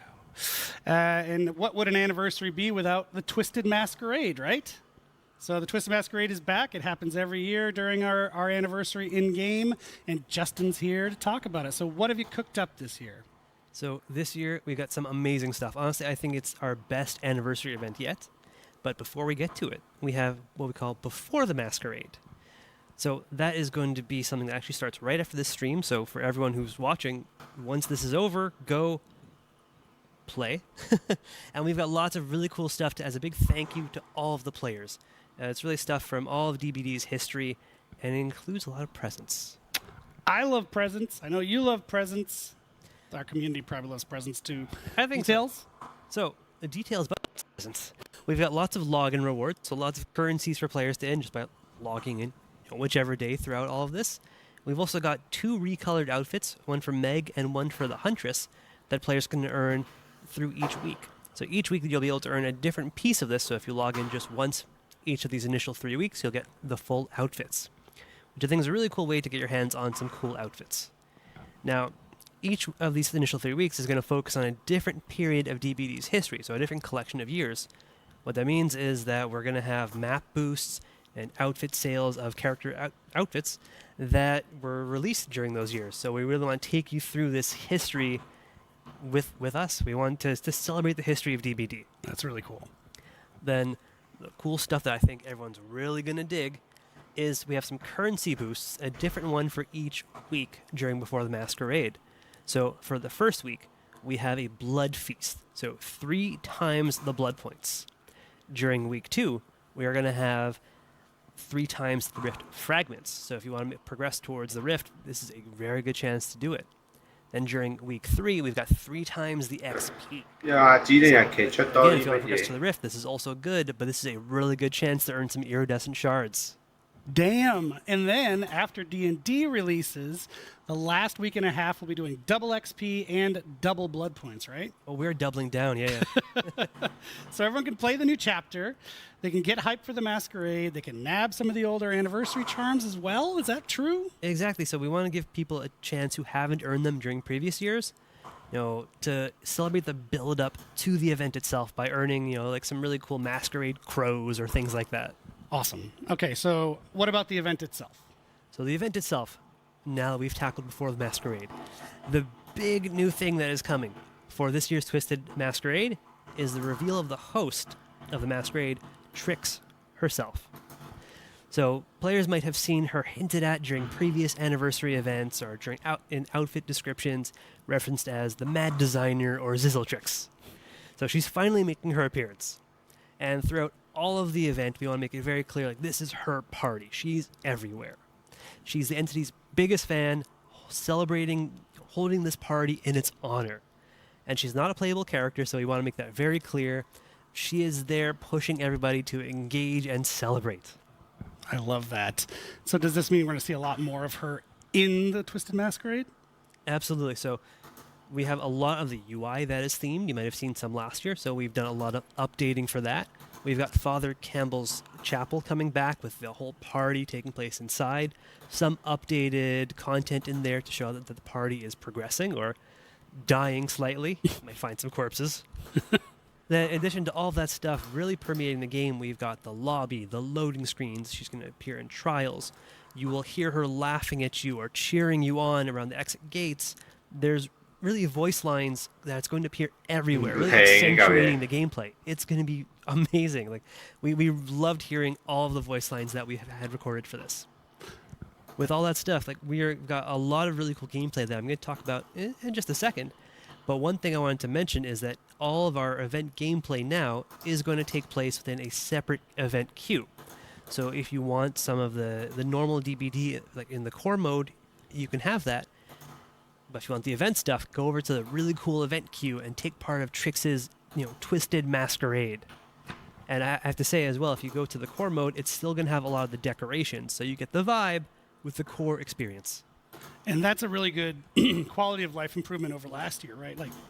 Giving players that option to choose, if they want to just do classic Dead by Daylight, they can, with some extra flair on it, or they can choose the event queue. That's a nice improvement.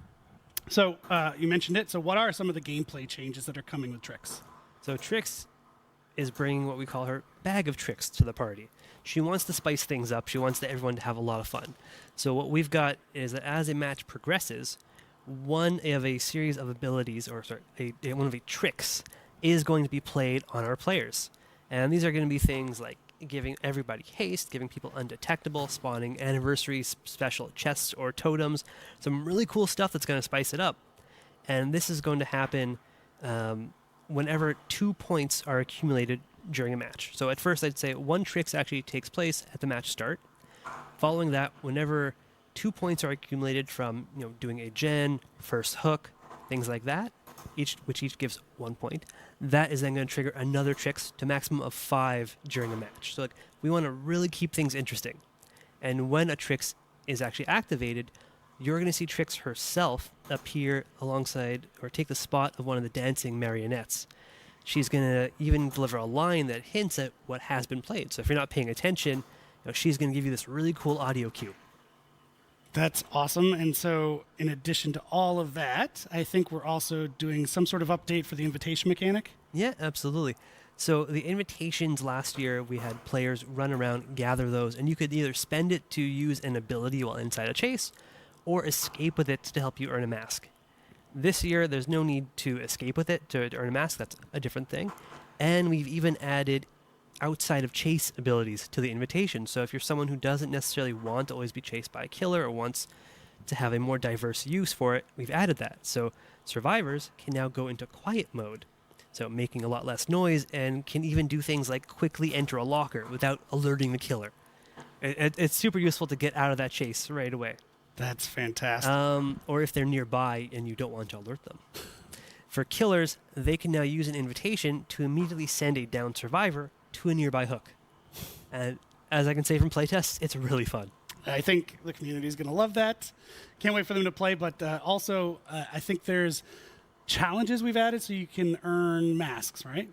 Yeah, exactly. So this year, earning all of the masks is going to be related to engaging with event challenges and earning event currency. So all of them are going to be earned like this. That's going to be how you earn most of the rewards. And past masks and outfits that were earnable or in the store last year are also coming back. So if someone was not able to get those during previous years, those are all now going to be available inside the store for the duration of the event. And I have to say that we have also a licensed guest showing a mask this year, a Mr. Detective Tap. Amazing. Amazing. That's so cool. Look at those masks. Those are fantastic. There they are. Heck yes. So it wouldn't be a party without lots of rewards. What can you tell us about the event tome? So we've got a few staples that are coming back that we've done and seen huge success with in the past for the event tome. One is the community challenges. So we know people love to play together towards earning things, so we've got a lot of those. So if people engage with the event, work towards those targets, hit their own milestones, I think they're going to earn some really pretty cool stuff. Also in the event tome is some really interesting lore about the observer discovering Trix's world. So if you want to know a little bit more about her, play those challenges, earn that lore. Then we've got some really cool stuff. I have to say the Twisted Masquerade is one of our favorite collections to work on every single year. As soon as the art team's concepts hit the table, or I guess the monitor screen these days, we're enamored with them. We love working on this collection. So this year we've got 2 new 100% earnable outfits that you can earn through the event. We have one for Bill Overbeck, another licensed guest making his appearance in the Masquerade, and one for the Unknown, who is maybe trying to blend in a little bit at the party. Successfully. In addition to all of that really cool stuff, we've got some Trix-themed charms and player cards that people can earn. Now, obviously with Tap's mask making an appearance as a reward, there's someone who accompanies him. So if people check out the in-game store during the Twisted Masquerade, they'll be able to find a really cool event-themed outfit for the pig. Yeah, now, there we it are is. Huge fans of this. I mean, it's got so many touches from the Saw franchise in there. I think it's amazing. Pig fans were on the edge of their seats hoping you'd say that. Amazing. So we've covered a lot. Are there any last presents for the players that we haven't mentioned? So there's a lot already, but we've got more. So, same as previous years, we're giving out lots of daily rewards to players. So there's going to be lots of currencies, like more blood points, more rift fragments, more iridescent shards. We're going to have a huge login calendar throughout the entire event. People are going to be earning stuff no matter what they do. And for the first time, that no matter when the player logs in, we're going to give them enough event currency to get a single reward from the event. Nice. So as soon as you log in, we want to get you started and start enjoying the party. I love that. Players are going to love that. Thank you, Justin, for your time and all that detail. So much detail. I hope people are psyched. Just as a note, the event in-game starts June 13th, but the Before the Masquerade event actually starts now, right after this show, today. And there is one last thing that we have not mentioned. It's all part of this wrapper of celebration, and it actually ties back to Dungeons and Dragons. Oh, does it? Yes. So very, very excited to say that we will be putting some Dungeons and Dragons Dead by Daylight dice, that's a lot of Ds, A lot. up for sale in the merch store. You can pre-order it right now. It's not available. You can't get it right away, but you can get your pre-order in right away. And in fact, if you do the pre-order in the next 48 hours, you get a discount. Super psyched about this. There's tons of Dungeons & Dragons fans within the office. I'm sure there are in the community as well. So why not put them together with a cool new set of dice? And that is all we have. Unfortunately, Justin, you're done. Thank you for your time. I was honestly always happy to be here. So we're going to toss it now to Dork for our live Q&A, and we'll bring it home. Take it away, Dork.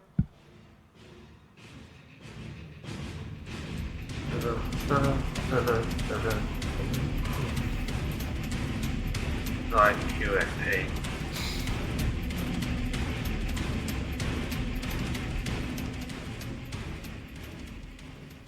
All right, well, I've been like teleporting all around today. Now I'm over here. So we've covered so much content today. We've been talking about gameplay updates to Dead by Daylight, the 2v8 mode, the new titles, the Dungeons & Dragons chapter, and obviously with all of this content comes loads of questions, which we will be taking the time to answer for you. I say we because it's me, Dave Rashad, and Justin Brown. So let's go ahead and get started. So for Dave, question 1. In the Dungeons & Dragons segment, you mentioned 2 bards and 1. What does that mean? Are we getting 2 unique survivors? No. So there is 1 survivor, same perks, but there is a different customization system around this character. So it's similar to what we've done with the Legion. So instead of having like normal head, torso, legs parts, for the bard we have head and torso in one piece, the legs in another piece, and the accessories. And so changing the head torso piece, you can modify which character you want to be. Okay, awesome. Thank you so much. Okay, so question 2, how big of an impact will the Project T Insider program actually have on the finished game? I'll actually go ahead and take this one. We really want this project to meet player expectations at launch, so we want to make an open dev route, and this will allow us to proactively check in with you, our community, and fine-tune the game as we go. We'll be actioning insider feedback the whole time we're building the game, as your input and your insight will be highly considered throughout the entire process. So thank you. Question 3 for Dave. Will we see any existing Dead by Daylight characters in the casting of Frank Stone? Ooh, well, I don't want to spoil anything. I can say that the game features a new cast of character. They're original. It's an all-new story, but there are a ton of little things here and there to discover linking to Dead by Daylight for the fans. Okay, thank you. Now you got a little treat. All right, our next question, question 4 for Justin. In 2v8, you said that there will be classes for survivors, but not exactly for killers. What does this mean, and will more killers be added in the future? All right, I'll start with the easy one. Yes, of course, there will be new killers added. Each iteration we do after this first one, we strive to add a few more killers as we move forward. As far as classes go, it's something that we're still really waiting for. There's a possibility we do something like a class system, but we're going to wait until we get this iteration into your hands and work with your feedback and see where we take this mode. All right. Thank you, Justin. Question 5. What is the difference between a game mode and a modifier for Justin? Okay, it's just like what Matt said. A modifier is really something that takes a little piece of a standard trial and sort of adjusts it, like a darkness effect, maybe changing how fast or how many generators there are to do, or random perks. A mode is something that's going to fundamentally change the way the game's played, something really big and all-encompassing, something like 2v8. All right, thank you. Again, Justin, I got a question for you. Question 6, can I duo killer with my friends in 2v8? Absolutely. You can queue up with your friend. You can get on Discord and talk to them and play killer together. Okay, so I'm super excited for that. That's going to be amazing. All right, our next question. Can we play 2 of the same killers in 2v8, Justin? No. The easy answer is no, you won't be able to play 2 of the same. You'll be able to mix and match between the 5, but 2 of the same killer will not be available. Okay. Oh, yeah. Can you imagine hearing both chainsaws revving? Like, oh, God. Overload. All right, question 8. I didn't get my blood points from grade reset yesterday. Will I get them back? I'll go ahead and answer this one. Yes, we're working on refunding the missing blood players, and you should receive them within the next few days. Really sorry about that. Question 9. Can achievements and trophies be earned in the 2v8 mode when it releases, Justin? The simple answer is yes. There are no specific 2v8 achievements or trophies, but if you're making progress towards one that already exists, like how many generators you have to repair, progress is still made towards those trophies. All right, thank you. Question 10. Are there plans to keep 2v8 permanent after some iterations, Justin? So this is something we're still working out. But I can tell you for sure in year 9, it will not be permanent at any point. It's going to be an ongoing discussion. It's going to depend sort of the engagement level, the feedback we get from you, and when we feel the mode is fully ready before we continue those conversations. Mm-hmm. So when the mode is active, make sure you are playing it, okay? Do this for us. So other than that, what is What the Fog couch co-op or online co-op only? I'll answer this one as well. What the Fog is online co-op only, available as soon as we find a fix for the website. Really sorry about that, but thank you so much for trying to claim the game right now. All right, question 12 for you, Dave. Is Matt Mercer voicing Vecna? Good catch. He is. We're super excited to have Matt Mercer bring Vecna to life in the trailer, in game. It's awesome, especially having one of the kings of Dungeons and Dragons coming and voicing Vecna. What a treat. Absolutely. But we don't have any other questions. Thank you all so much for submitting your questions, no matter where you are watching from. And thank you so much, Dave and Justin. Regarding cross-progression, just going to fill this in really quickly. We also want to reiterate that we can't share specific plans just yet, as we are still finalizing the last details, but rest assured that as soon as we are clear to do so, we will, and we plan to also push out a public FAQ. So once the FAQ is posted, we'll announce it across all of our channels for your full awareness. Once again, a big thanks to everyone who submitted questions, and we hope these answers were helpful, and we'll be talking more about this stuff in the next coming months. As a last gift for our players, if you're already signed up for the Dead by Daylight newsletter, you'll receive 250k blood points. And if you're not, you can still register until May 15th to get that sweet, sweet reward. And another big thanks once again to Justin and Dave for sticking around to answer all of these amazing questions. And since this is almost the end of our show, we don't want to forget that the PTB goes live in 22 minutes. So now we're going to have Eric and Matt here on the couch one more time to wrap up the show with one final surprise.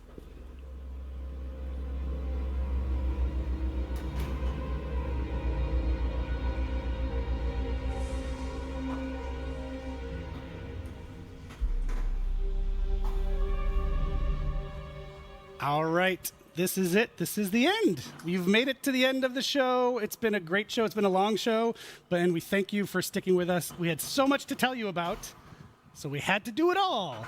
But thank you so much. And look who's here to join me on the couch over there, Mr. Matt Cote. Matt, welcome.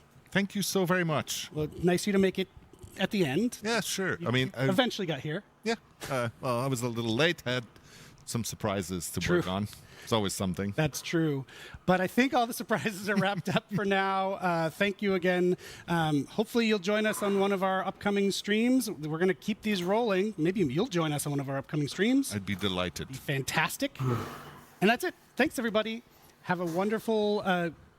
Yes? I just want to say before we leave, so the people who have been with us until the very, very end, we have one last surprise for you. We like to close the show with a surprise. It's a bit of a tradition nowadays. So this summer, we are going to be welcoming yet another legendary set of characters into the fog. Dumb and Dumber? I don't think we're supposed to say that. Featured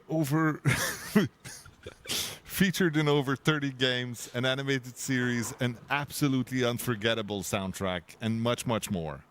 We hope you are as excited as we are to welcome into the fog this classic franchise.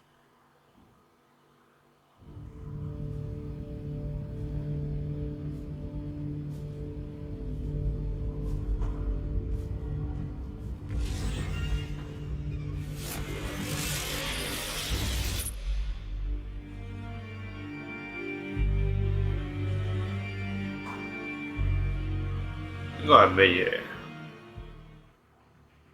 6號，講埋下個 DLC。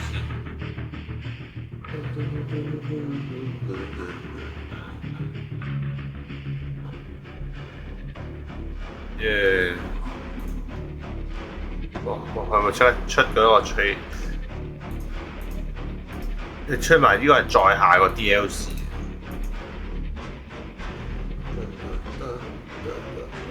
睇 YouTube 有冇先？